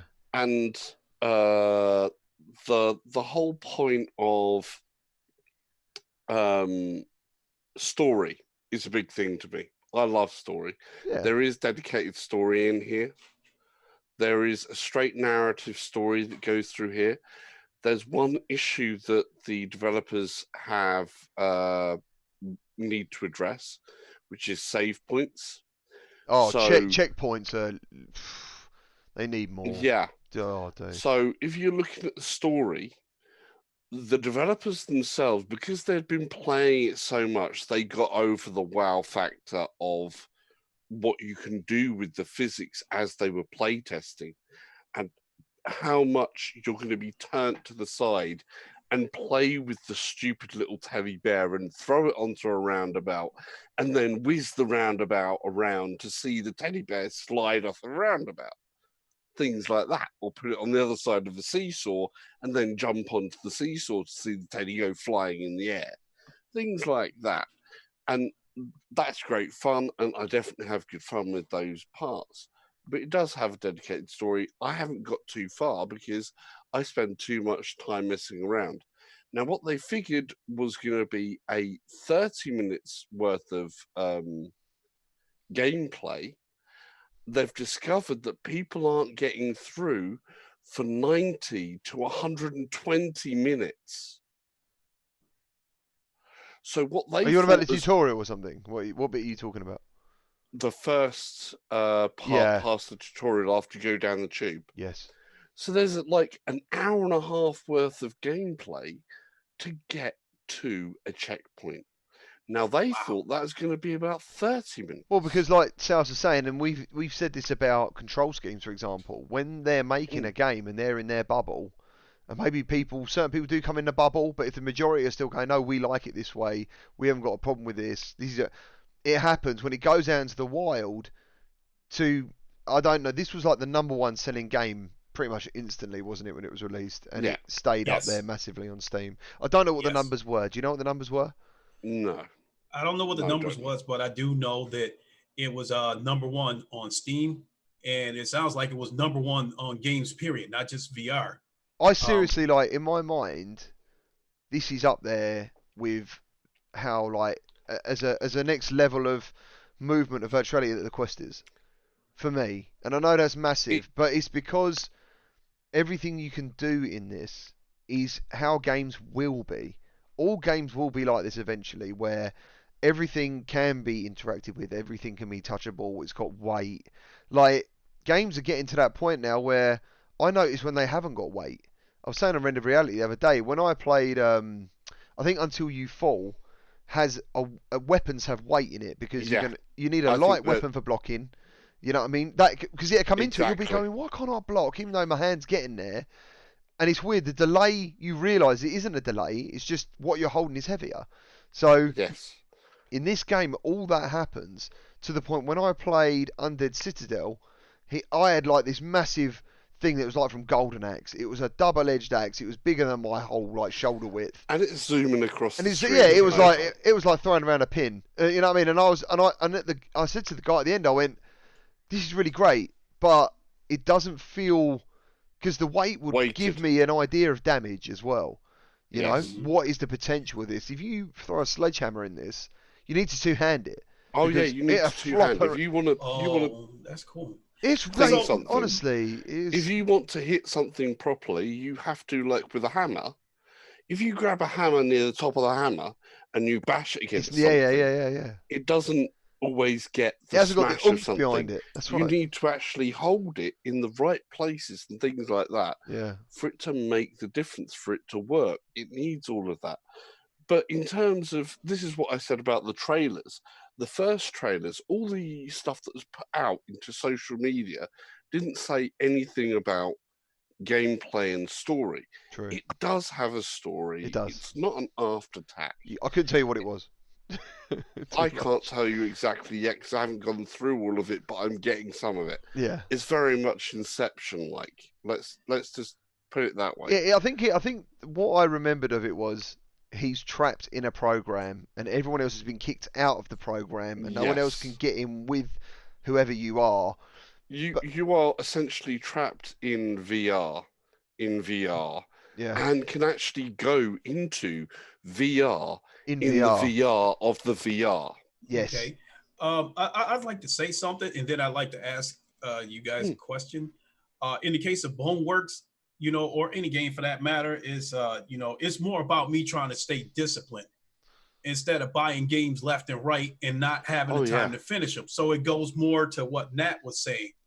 So when I said that, like my pockets can't take all of this stuff, it's a case of, if I buy every game that's out there, I'd easily spend a couple of $100. So the game has got me curious enough. Dude, what I would say, right, is why do you buy virtual reality games? Me personally, when I first started the channel, I agreed with the missus that we put a certain amount of money aside and I'd buy every new release. That is the idea of my channel, is to show people new virtual reality games.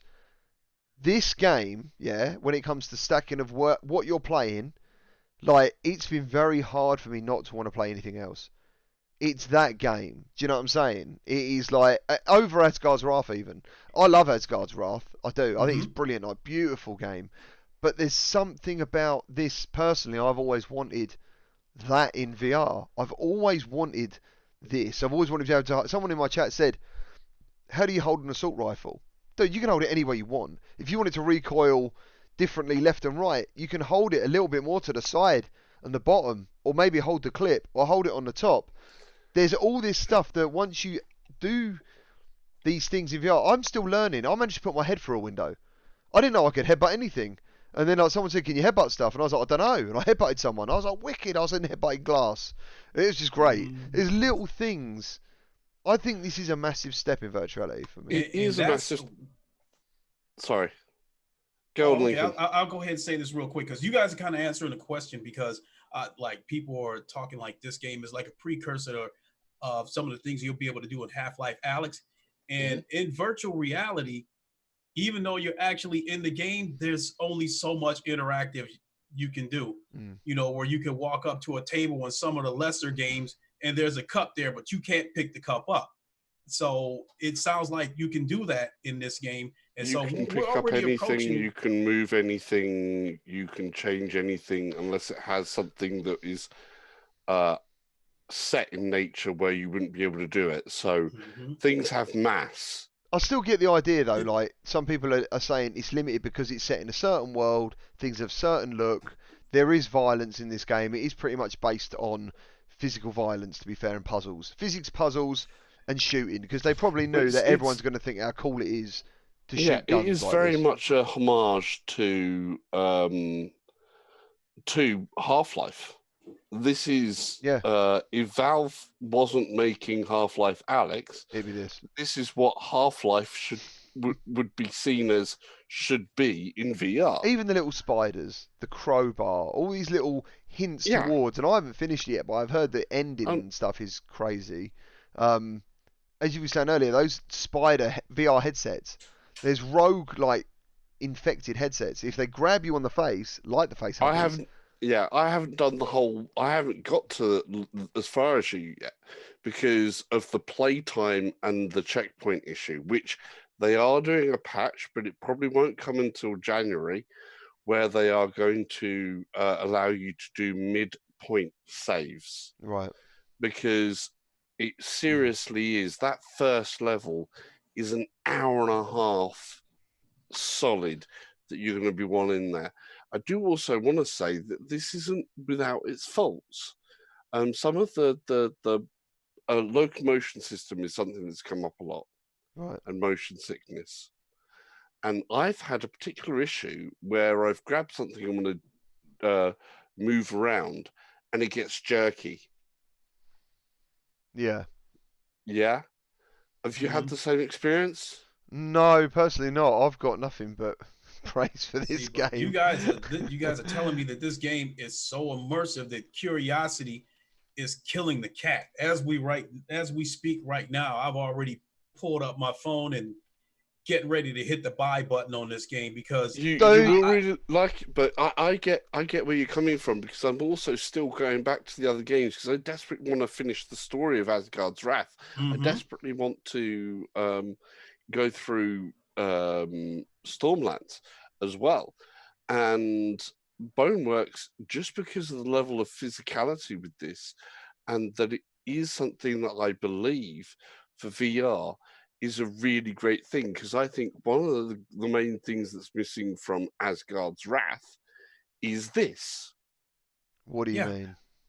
I think he means the you interactive. can't pick everything up. Yes. You can't interact. Same thing with Bonelands. There's a lot of Stormland. There's a lot of stuff in there that you cannot pick up, even though it's in there and it's beautiful. That is the thing. You can look at the beautiful game, or in this you can interact with the beautiful game.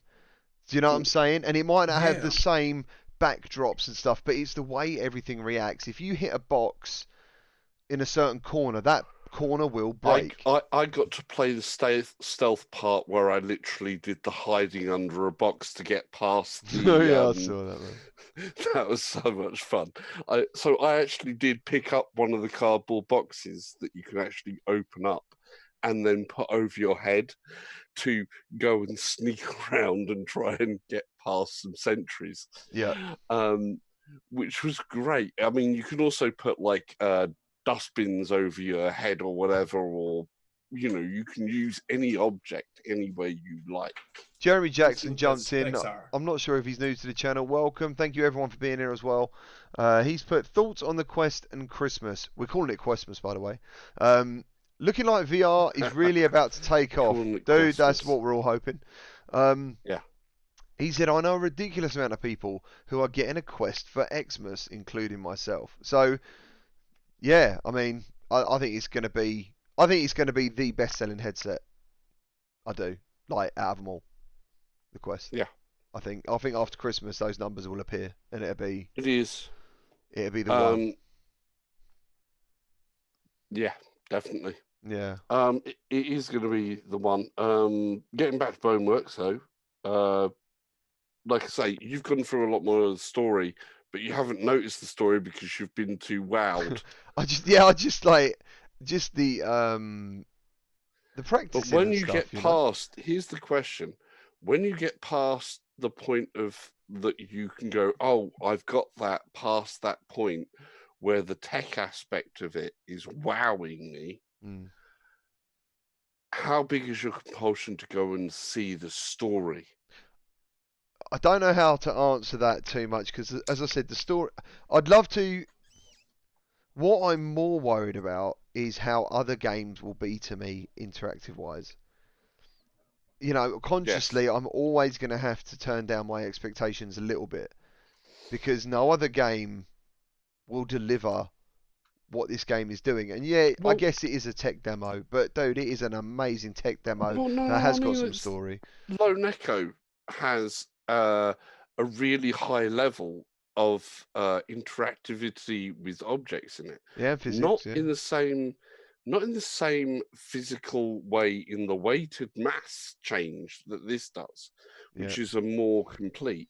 But almost every object in that, bearing in mind most of the time you're in zero gravity Yeah. in Lone Echo, has that bit that you can use it and change it and things like that, or do something with it. That's another aspect. This is the physical aspect of Newtonian mathematics and all the laws of gravity and everything pulled into it, so that you've got that change of where mass has a true effect on what you can do in a game. The thing about And Lone it's the Echo, level though, of for me, is interactivity. I felt completely compelled. As much as it amazed me, that is the thing. Lone Echo, you're like, wow, this looks brilliant. Then I was in the story. That hasn't happened in Boneworks to me once. I honestly, it's got something to do with TVs, with people talking, something to do with a program. We need to get you out. You shouldn't be in there. And I'm like, yeah, I don't Yeah, care. yeah, yeah, I'm just going to yeah. keep trying to climb stuff, shoot stuff, learning how to reload in slow mo. There's just loads, and I actually think as well, this offers a lot of gameplay for the price. I think it's hours of gameplay in I this. get what you're saying, GT, but in some ways, what you're explaining to me is actually one of my concerns with the game. Right. Because for me, Pistol Whip was kind of a weird one because that is pure gameplay, and like I say, it went to number 1. Stormlands is going to number 1, and the main reason for that is story. I've always been, whichever the game, because honestly, with mechanics, I'm not that great with them anyway. It's always been story. That has always been the thing that's pushed me on. So like, when the story starts to sort of like go down a little bit in a game, I start to lose a little bit of interest. Right. If it goes down far enough, I'll just kind of put the game to one side and sort of I'll come back to it. Right. So that's the thing I've always had. So I get there's a story in it, but to my mind, it is the groundbreaker isn't going to be Boneworks. The groundbreaker to me is still Half-Life Alyx. Listen, I'm not saying for a second that I think Half-Life will outsell this. Like, Oh, it will definitely I'm not outsell it. saying that. How many I views just were we think the saying on the story is going to video? be stronger. What was the video views on Half-Life? Someone It's over 9 million now. is that on the Yeah. official Steam That's YouTube page? that's actually That's on the YouTube channel, on Yeah, Valve's YouTube channel. Valve's It's YouTube now channel. surpassed over 9 million views, which Yeah, if you consider, I saw an article that said they got over 10 million over the first 24 hours. no, 1 million. Got 1 million over the first 24 hours. Yeah, I haven't had 10 million. I had that's why I was trying to find it when you told me that, yeah, Lincoln. 10 million would be way too much in the first hours, Which even for I any mean, that video was game. quite a bit, but hey, it rocked the internet when that trailer came out. Yeah, I think, and I do wish it. That's the thing, and I think when people are going, oh, this game, I'm not sure, but it comes down to price. I said it on the reality show yesterday. If this was 10 quid, £15, you know, people would be jumping in it left, right, and centre, all over. It wouldn't matter because that price is such a decent price that It doesn't really matter if it's got a good story. It's going to be an amazing virtual reality experience, and it's a tech demo. People are going, well, it's a tech demo. It's only a tenner. It's only 15 quid, but it's gone into that realm of it's a full price game almost. Yeah, it is a full price game, and it does have a story, but it's your approach to it. If you are at the same time streaming it, and you've got questions coming left, right, and centre, you've got a story in the background, and you're wowed by the tech side of it, then quite often what happens is your brain is switching into different bits of going, oh, this, oh my God, wow, candy store thing. And they're not paying attention to the story because the story wouldn't end up, it shifts your focus. If your main point of focus for anything is story, then that can be your driving point. You can drive this forwards at the same sort of speed that the devs were looking at and just go by the story. But in other things, maybe not. Thanks for the nice super chat there. You've got Cold Jug with the crispy $2.99. And he's got, I got a PC for Half-Life and never heard of... Wow, you never heard of Half-Life before. That is wicked. I've never heard of it before. Okay. That's cool, man. Listen, just quickly... The price isn't the thing for me. Like I say, honestly, out of everything, because I could drop the money for Boneworks. It isn't even the story. It's just you got too much to play. Yeah, the biggest concern I have is if I buy Boneworks, I'm going to feel that I'm going to have... Kind of like with Lone Echo. I have this little nagging thing with Lone Echo. I need to play Lone Echo because I brought Lone Echo. Stormlands is doing enough at the moment to kind of keep Lone Echo back there. But then if I get Boneworks, it's like, you know what? I've got Stormlands. I kind of have to try and Boneworks. I like your idea. You get more value out of what you've bought already by doing that. Because if you don't do that, you're going to keep progressing forward and never going to get to go back. You're never going to get that story thing as well. I get that completely, man. I really do. And it's like I'm still going back. Like I say, I'm trying to get back the Asgard Wrath. So I want to finish the story on that first. But I just picked up Stormlands a little bit again. Just went quickly back into Stormlands again before the stream, and was sort of like, oh, I really need to play this story because I love stories, and playing stories through as a complete shot as well. I end up missing doing that so often. Yeah. Well, I would have actually played more of Stormlands. The issue, unfortunately, is a subject that we brought up before. The quest, unfortunately, isn't is a comfort issue. The quest isn't that comfortable for an extended gameplay experience. Lone Echo, I think, is the only problem with Lone Echo is that it's too short. It has AAA quality. It is a game that's very interactive. You can stick to just about any surface in the game. And the game is so beautiful and looks so real that you're scared to come near any of the airlocks for fear of getting sucked into outer space. It's got a great story, too. So I do warn you that if you start this game, you will probably entrenched in the story. You may not come back to other games for a while. Lone Echo, I had to play straight through. I played it in 2 sittings. Lone Echo, I played in 2 sittings. What is it, 8 hours, roughly? I don't know. Something like that. Yeah, I had to go straight the way through. I couldn't stop. I don't blame you, man. I've done that on a stream. I think I streamed it for a good... Couldn't do it. 5 hours. So real. Oh, Hand with the £10 super chat. Rules. Ham for the win. It certainly does. You absolutely know that, dude. Listen, guys, I want to play the Half-Life trailer. Yeah, do it. Because I absolutely love it. So, but I'm not gonna mute you guys. All right. So, we're going for it. Yep. I think we can comment over the top. Half-Life trailer. I'm muting Salsa.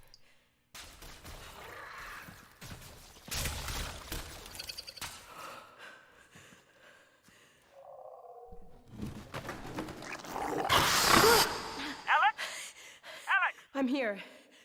So what's the plan? If we can get this weapon, what we're doing here could change things forever. There's no straight shot to the vault. I'm gonna head inside, find a way out. Got it. I'm with you every step of the way. You're gonna need a gun! Don't worry, it's unloaded. It's unloaded now!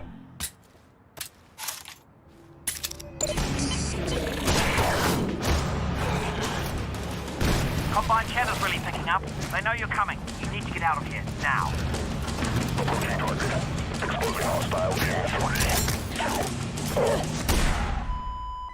Oh, God. They've got Dad. They're gonna find out what he knows, and then they're gonna kill him. All this is my fault. I never told you. I couldn't. I'm so sorry, baby. You will not save him. Alyx Vance alone cannot prevent his fate. Close your eyes, honey.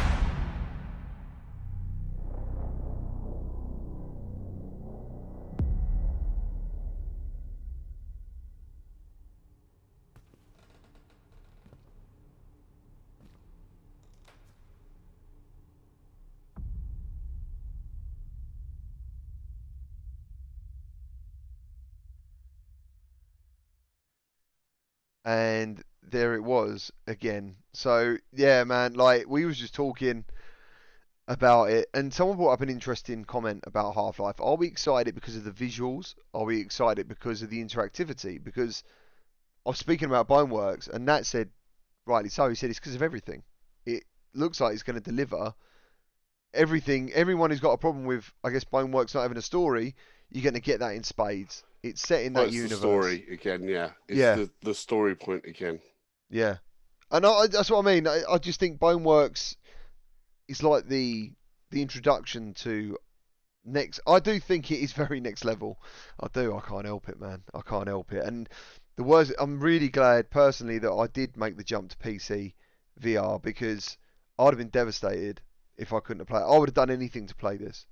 Well, the one thing I think we do need to bring up is the comment that one of the Valve developers made mention of is when they were asked about PlayStation. And they acknowledged that PlayStation has a huge user base. Now, don't get me wrong, I am not saying one jot that this is coming to PlayStation 4 and the current PlayStation VR headset. But it wouldn't surprise me at all if Sony get the PlayStation VR 2 headset correct, and there's a lot they need to do, but if they get it right, there's nothing to say that Half-Life Alyx won't turn up. There's new patents anyway, isn't there? Apparently, new patents. There's all kind of patents, but I say the amount of people. I mean, you've seen it, GT. I've seen it. I'm sure Salsa and Lincoln have seen it. The amount of people that have turned around and said, I own a PlayStation VR. I own an Oculus Quest. This game has made me want. I mean, this wasn't the one game, because obviously I'd kind of made up my mind to buy a PC VR. A PC that was VR ready anyway.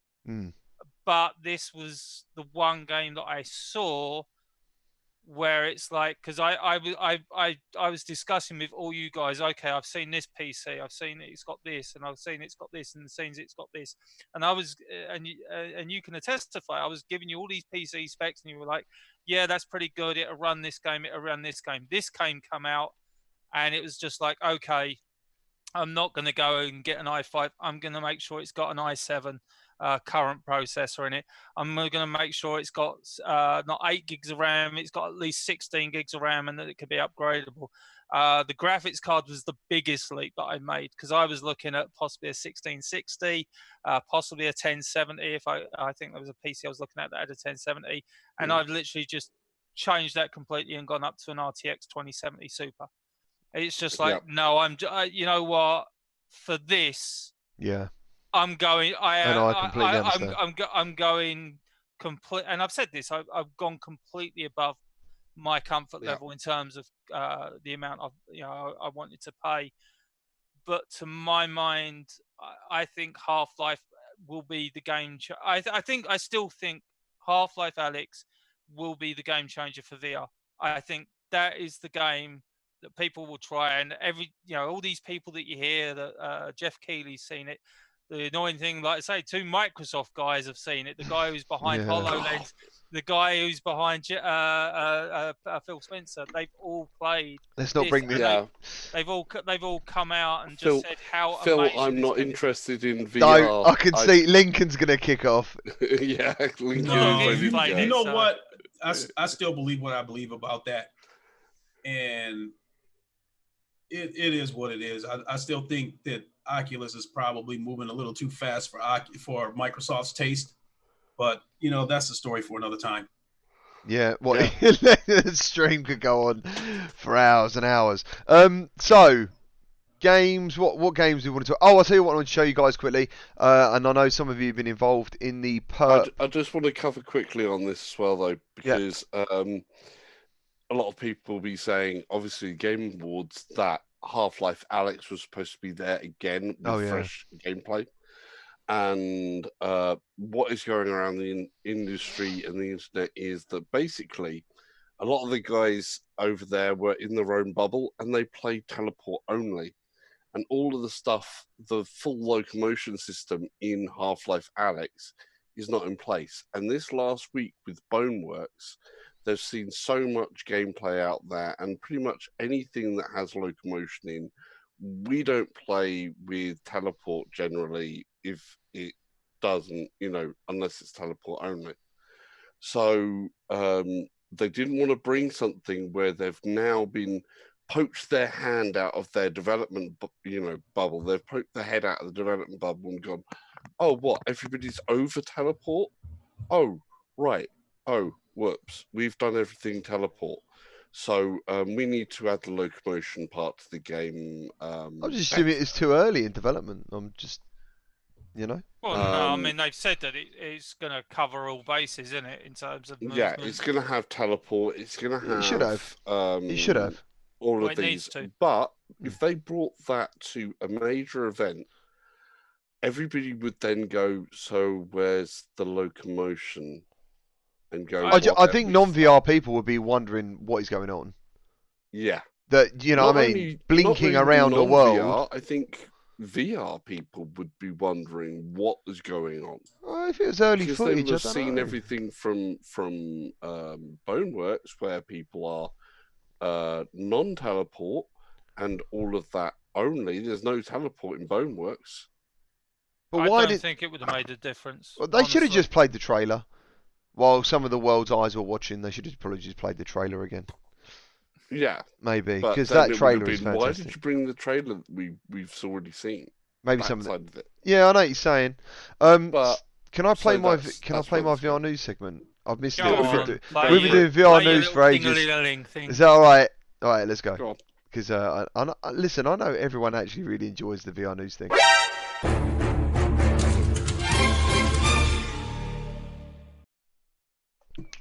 Do you know what I mean? That's what it's all about, and I keep forgetting to bloody play it before we start talking about the VR news.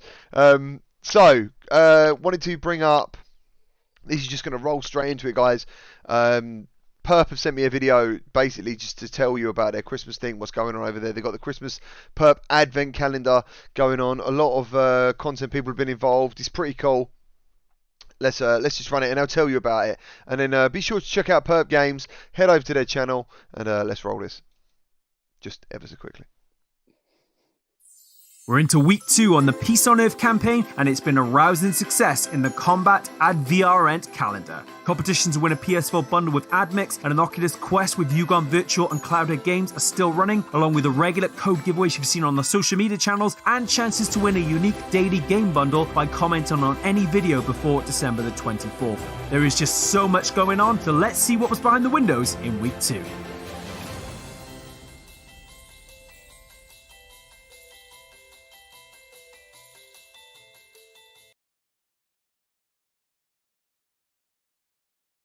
Sorry, I didn't want to do the recap because that would just be quite boring.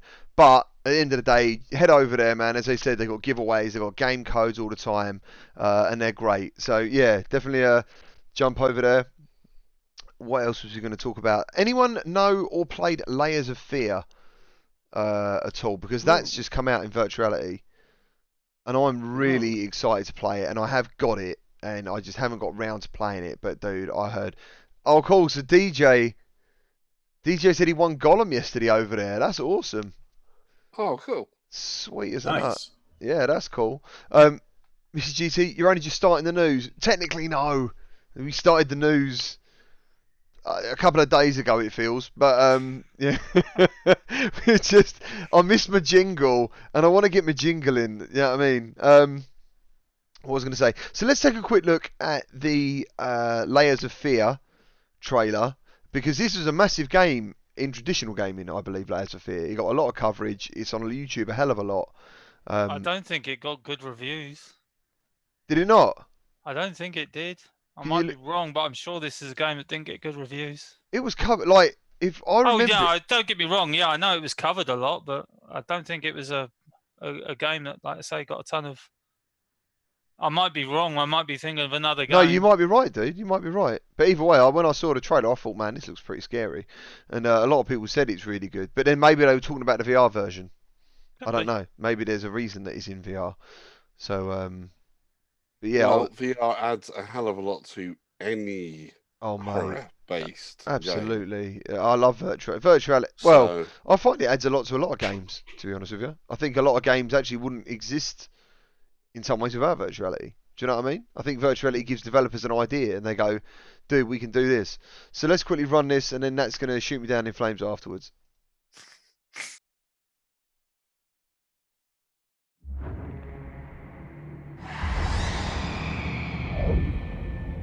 Most people think art is about beauty. It's not. Beauty is merely a side effect, one of the many possible results. Art is about the process. It's about getting your hands dirty. Wield the brush as if it were a blade. Cut into the tender flesh of inspiration. Peel away the distractions and any notion of complacency or security.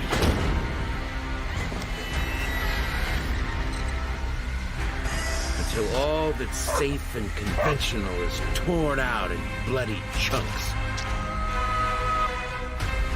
Dig deep into the guts and gore of your creative being so you can touch the raw nerve of your psyche and scoop out the sheer meaning.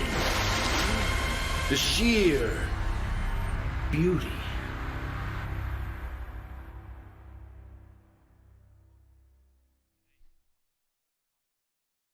We're back. Yeah, so looking forward to checking it out. I think it looks pretty cool. What do you guys think of that? Have you watched it? Have you seen it? Have you heard of it? It's the first time I've seen the trailer. It looks... That's why you come here for your exclusives. You know.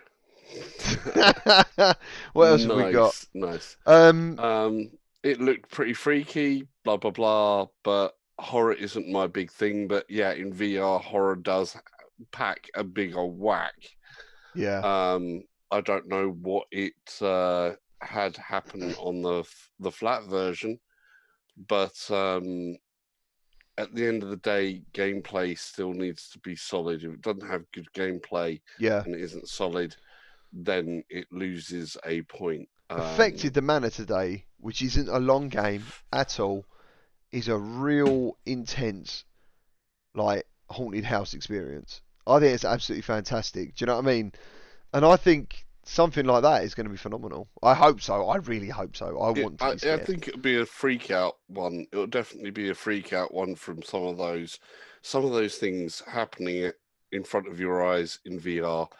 Will definitely freak people out, and you can see the jump scare videos. Look at Lincoln from here to a mile away. Especially if it was me, my googly eyes will be shifting left, right, up, down, and all over the place, and I will be in a corner of my green screen, screaming. Lincoln licks his lips when he's nervous. I've noticed. If you bring up horror, I was talking about horror VR games. If you watch him, he'll go. You know. I finally worked up the nerve to play Five Nights at Freddy's. All right. In VR. But one of the reasons that made it easier for me to play it is because I wasn't wearing earbuds. That's one of the things that makes VR sound so scary when you're wearing earbuds, or because you're isolated and basically trapped into that world.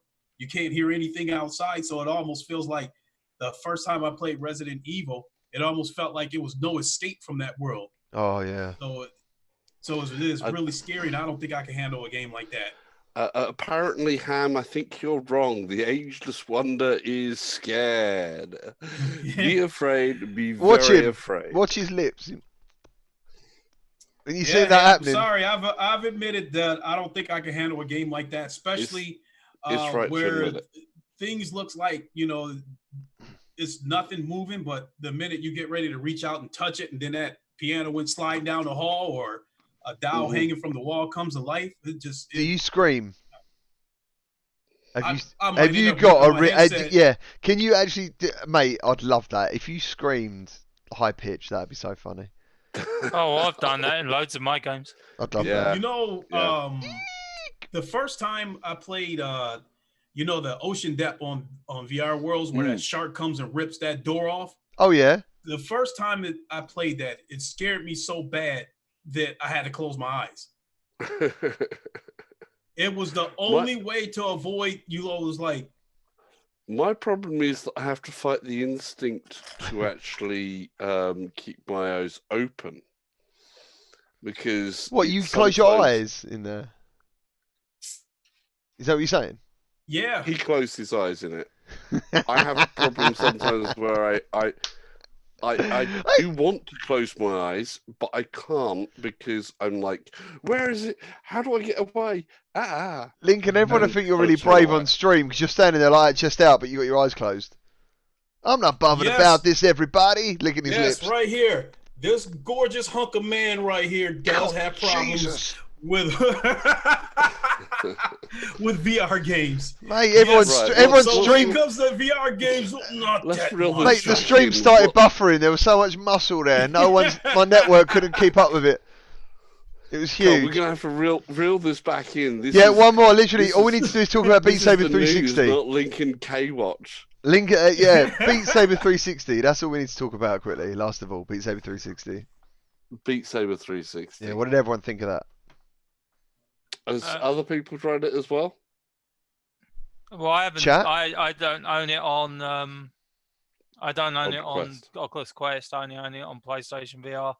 I gotta admit, the 360, don't really care about that much. Well, the 90, however, you did the 90 version. The Green Day tracks, that's most probably going to be my, because I've got a bit of cash still left on my PlayStation account. I'm most probably going to buy the Green Day tracks because that's my type of music. I like guitar-driven music, and there hasn't been. Well, I know there's Panic at the Disco, but I don't like them, and there's Imagine Dragons. I don't really like them. There's certain tracks in the pack that are banned worldwide. So if you try and stream it, your video just disappears. Basically. Oh no, I ain't gonna stream. Yeah, it cool. I suck at the game. Yeah. I'm just gonna buy it for pleasure. Of course. We do say it's 360 mode, but there are 90-degree modes on the PSVR as well. There are, and they're really good. I think it's really good. I thought it still added an extra depth to Beat Saber. Like as I said, I played the 360 mode at Gamescom. I thought it was going to change Beat Saber forever. And I thought it was amazing. And playing it recently, I thought it was fantastic. Very hard for me. I'm not very good at Beat Saber. I'm Mr. Hard level.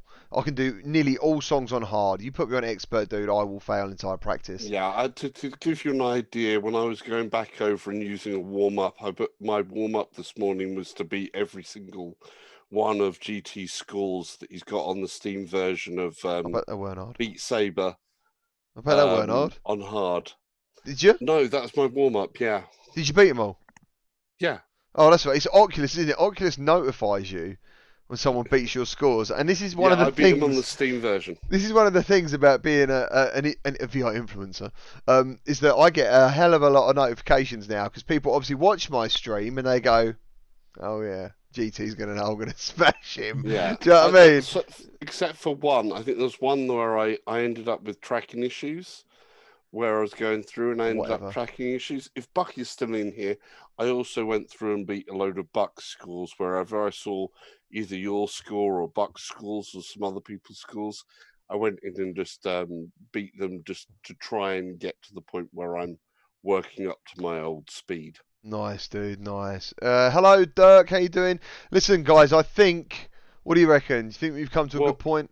I was going to say, just to add on to this, there is some issue obviously with the 360 thing, and just so people understand how it works, it's like literally the track has got the same moves planned out, but it turns you as you go through. Are you saying they're exactly the same blocks? They are the same blocks. Are you sure? And the same walls. Yes. Mate, if I played Crab Rave, I do not remember it being anything similar to that. They are the same blocks in the same places in the same direction of cut, but they move the whole stage around. And that adds to which direction you have to go for. Each time, unfortunately, you need the space to be able to turn around. And, I can't do that. I think you need at least 1.6 meters, I reckon, because it doesn't matter how much. More than that. I think as much as you think you're standing in the same place, you won't be. Yeah. You will be like moving around a bit more. You need more than that. You need more than 1.6 meters. You need a full on 2x2 meters, I think. Does Beat Saber still support the Beat Saber modding on Quest? Apparently, it's been since the update. Buck said on PC that he couldn't mod it. It blocked. It got blocked. Okay. It's going to be completely blocked now. It's owned by Oculus. Yeah. It's a case of they can't risk it. It's a case of the modders will have to mod through, and we'll see again if they start pulling up the mods actively on PC side. But on the Quest, they can have a lot more issues where they're going to have to lock that stuff down. As a more controlled platform, they'll have a lot more power to lock modding down. But on PC side, it's modders having to actually hack into the game, essentially. Okay, my reason for asking is because while I was speaking about the amount of money that I would be spending if I grab everything that came out, that's kind of in my radar too, because I haven't tried the 360 mode yet. That's free. But I plan to do it sometime today. So that's where I'm going with this, is that if I end up liking it, that may prompt me to go ahead and buy Beat Saber on the Quest. Oh, okay. So yeah, I would. So that was what happened to me as well. I played Beat Saber on the Quest as like a demo thing to people to try. I've got just the original pack, and I've downloaded what's free, which is quite a lot of free stuff on Beat Saber. And you only realise that really when you haven't spent any money on it, like any extra money. But yeah, now 360's out. I'm like, okay, because what you can do is go through the songs that support 360 and buy them singly. If you don't know, like, because I think on Imagine Dragons there's only 2 songs, is there, or something? There was a pack out of 6 that only 2 had 360 mode. And the other thing is, at the moment, you can't change the difficulty either, can you? You're stuck on. No, there's only I think there's only a couple that have. There's a couple that have some different difficulties, but I think the majority don't. The majority are just one difficulty. Yeah, that's it. The other problem, it's the same for me. Like, I have the Quest version of Beat Saber, which I bought first, not knowing that I couldn't use that to use Live and do a mixed reality stream. I then bought it on Steam. So it's like, what, £25 a go here, is it? How much is it now? Beat Saber's 23 to 25, I think, somewhere around about. Yeah, so I was buying it when it was 25. So I paid £50 on buying 2 copies, and then I paid for the PSVR version as well. So I've got £75 on exactly the same game, without any extra content. And if I buy it then for the Quest, that's £100 on the base game with no additional content. Yeah, now you get it. Yeah, that's it. Yeah, that's how they're making their money. But it's the Game Awards VR Game of the Year for this year. So see, I had this conversation. So I'm getting told that it wasn't Game of the Year award. It's the VR Game of the Year award. The VR Game of the Year. Got the VR Game of the Year. But see, when I was on Renovated, not Game of the Year. Sorry. Go on. It's got the VR Game Award. Yes. Yes. Not So the first Game thing I of heard is the Game of the Year it's- award, and that ain't right. It's not Game of the Year. It's the game. VR Game Award. The Yeah, VR it wasn't Game of the Award. Year award. It wasn't. I'm sure it wasn't. And that was Well, the the thing. game came out last year, but yeah. Yeah, exactly. I know they were saying, I was watching VR 365. He had a good rant about it, and he was saying basically the game came out in 2018. So like, but it was in early access, and he hates early access. No, the actual game got released officially in November 2018, but that's the reason why it was eligible for this Game Awards. Oh, it came out of early access in 2018 as well. Yeah, the PSVR was the first version, which is non-early access, and the PC version was finished just the week after the PSVR version released. That's so weird. PC version did not come out of early access until after the PSVR version was released. Yeah, that's a bit strange, man. Well, what it comes down to is the nominations. It missed the. What were the nominations. the nominations? Obviously, Asgard's Wrath was in there. Asgard's Wrath. What else was there? Was Pistol Whipped in there? No, that wouldn't have made the Boneworks? nomination list. No. I think Stormland. No, not Boneworks. Stormland? Stormland was in there. Hold on, I'll just see if I can find. What? Like, I love Beat Saber, but why did it? I don't understand why it won. Yeah, but the other thing is, there was another VR, another award. Oh, here we go. Which Asgard's Wrath got, wasn't there? I think I think Asgard's Wrath got PC VR Game of the Year. No. Yeah. Not on. They only had one. Here it is. So the full list of the best VR/AR game category nominations this year. So it did say this year: Asgard's Wrath, Blood and Truth, Beat Saber, No Man's Sky, and Trover Saves the Universe. They were your 5 games. Yeah. The other award that Asgard's Wrath won wasn't best PC VR game. It was best PC game. Okay. What, in the Game Awards? Yes, Asgard's Yeah, Wrath. you're reading. Yeah, because as you said, it's VR and AR, and then Asgard's Wrath come under PC on its own. Okay. Yes. Which is even bigger of a deal because it won a mainstream award against non-VR games. I'm not too sure about the Beat Saber thing. And I don't mean that in any way to put Beat Saber down at all, because it's a fantastic game. It's the most well-known game, I'm sure. That's why it won. In virtuality. Yeah, it's the most well-known. I mean, look at the advertising for it. The advertising in that game is mental. I remember. It pulls in. Who's the guy who so makes many Beat people. Saber? What's his name? Who's the main He's guy left behind now, it? isn't he? Jarrett Beck or something like that. Yeah, he ain't left, is he? Yeah, he's No. left. He's left Beat Games. I did not know that. But they only sold it. They only sold it to Facebook the other week. Yeah, what's his name? Oh, he still owned a share in it, but he actually left Beat Games. Okay. Jaroslav Beck. He's put. That's He it. is the co-founder of Beat Game Studios. Yeah, he left. Oh, basically, yeah, he's put. Maybe is this what it is? This feels like a natural step forward as we have been working close with Oculus since launch. We feel both share the game passion. Blah blah blah. I was just saying that the pinned tweet is when they got taken over. Yeah, but It was anyway, actually before they got taken over that I- he left. I was following him a while ago, and he was putting, like, there was a picture somewhere in America or something, this massive sign, and it was Oculus in Quest LA. with Beat Saber. It was That's in LA. yeah, and I thought, man, this is brilliant. Like, this is what it should be about. And you know, if Beat Saber is the game that is selling virtuality to people, I'm really pleased actually, because it's a great game. And you know, people don't forget it. Mrs. GT checked out the 360 mode.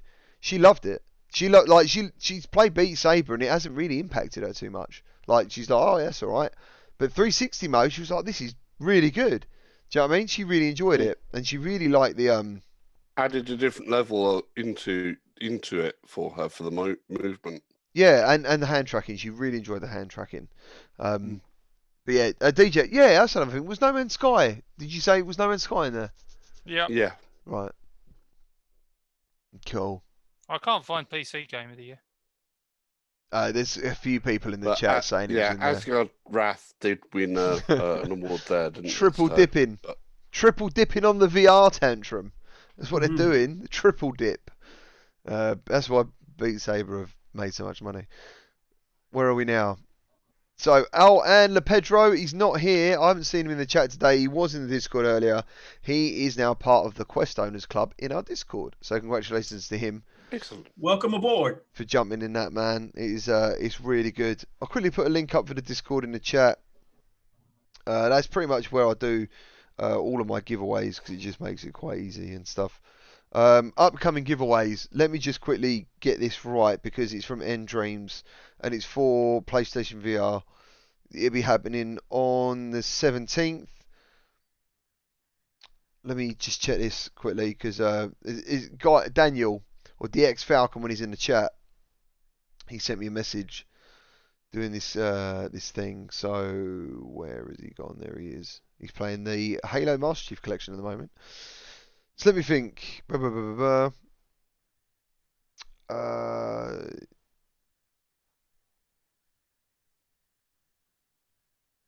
This bundle is not announced. Oh, okay. That's weird. I'm sure he put it in the chat. Well, so I'm reading it. He basically said that I can't announce this till Tuesday because PlayStation haven't announced it till Tuesday. So I'm not going to say. I'm not going to say any more than that. But Tuesday, hang around the channel Tuesday. So or in the Discord because he actually posted it in the Discord, which I thought was a bit weird. Maybe I'm wrong, but it's in the PlayStation VR section of our Discord. Yeah, but it could be. Yeah, it could be in the section of the. Oh, you posted in your Discord. Yeah, in my Discord. Public. Yeah, yeah. So if you go in the PlayStation VR Discord, you will see. You can be on the inside rather than the outside. There's something new, yeah. But another thing I wanted to thank everyone for, again, obviously, is the patrons, the channel members, everyone who's donated today. Even the guy that Mr. GT has banned from the channel, he donated $4 before he got kicked out. I don't know why he got kicked out. I just saw all these messages of him getting banned. He obviously turned a bit hostile at some point. But thanks to him. JD Max, thank you. You got cold yogurt, ham. Cheers, guys. Thank you ever so much. Really appreciate that. And yeah, thanks for being here. Thanks for clicking that bell and setting it to all, which is a complete pain in the arse, I know. But yeah. Oh, Secrets of. Thanks, guys. What's he got? What's he got? He got 27 games pre-installed from the previous owner of his Quest as well. Sorry, wouldn't that be linked to a profile? He bought his Quest obviously second hand. Yeah. And they left their Oculus account on there. So he got 27 games installed from the previous owner. So they just like let you change the password to that account, change everything, so you have got access to that and just you. If he's got someone that had a separate Oculus account that was separate from their Facebook account, and they left that logged on, and he's able to use their account, he's got those 27 games now from the previous owner. So I think the previous owner has gone, okay, reconnect to a different account. I wonder if that. Do you know there was a thing going on though where people were copying, weren't they? Quest games. Yeah, I guess in that situation, the only thing I would be concerned about is being able to remove the credit card information. I'm assuming, No. Yeah, if he's logged in as the account and the account he has control of, he can then change the password to that Oculus account, then relink up to his own accounts. He could have given him the email address that he made it with, for example. There's no thing on it. Maybe the guy done it on purpose. Who knows? But either way. Like, that's amazing. Like, that is absolutely amazing. Shats, thank you for being here. He says, thanks, guys, for another great show. Cheers. Can't thank you all enough. Thank you for everything, for being here. We always appreciate it. It's a lot of stress happens behind the scenes, but when we're all together and it's all going well, it's one of the best things. So, yeah, thank you to Lincoln Clay from Lincoln Clay 670. Nice. Thank you to Salsa from Salsa Ketchup VR. And thank you to Nat from 7 Degrees of Gaming. Take care, guys. Obviously, check out their channels. I will put their links in the description. And have a fantastic week in virtual reality. Hopefully, we'll all see you at some point when we go live. So, thank you, people. Look after yourselves. Wakanda forever! And we'll see you next time. Take care. Bye-bye.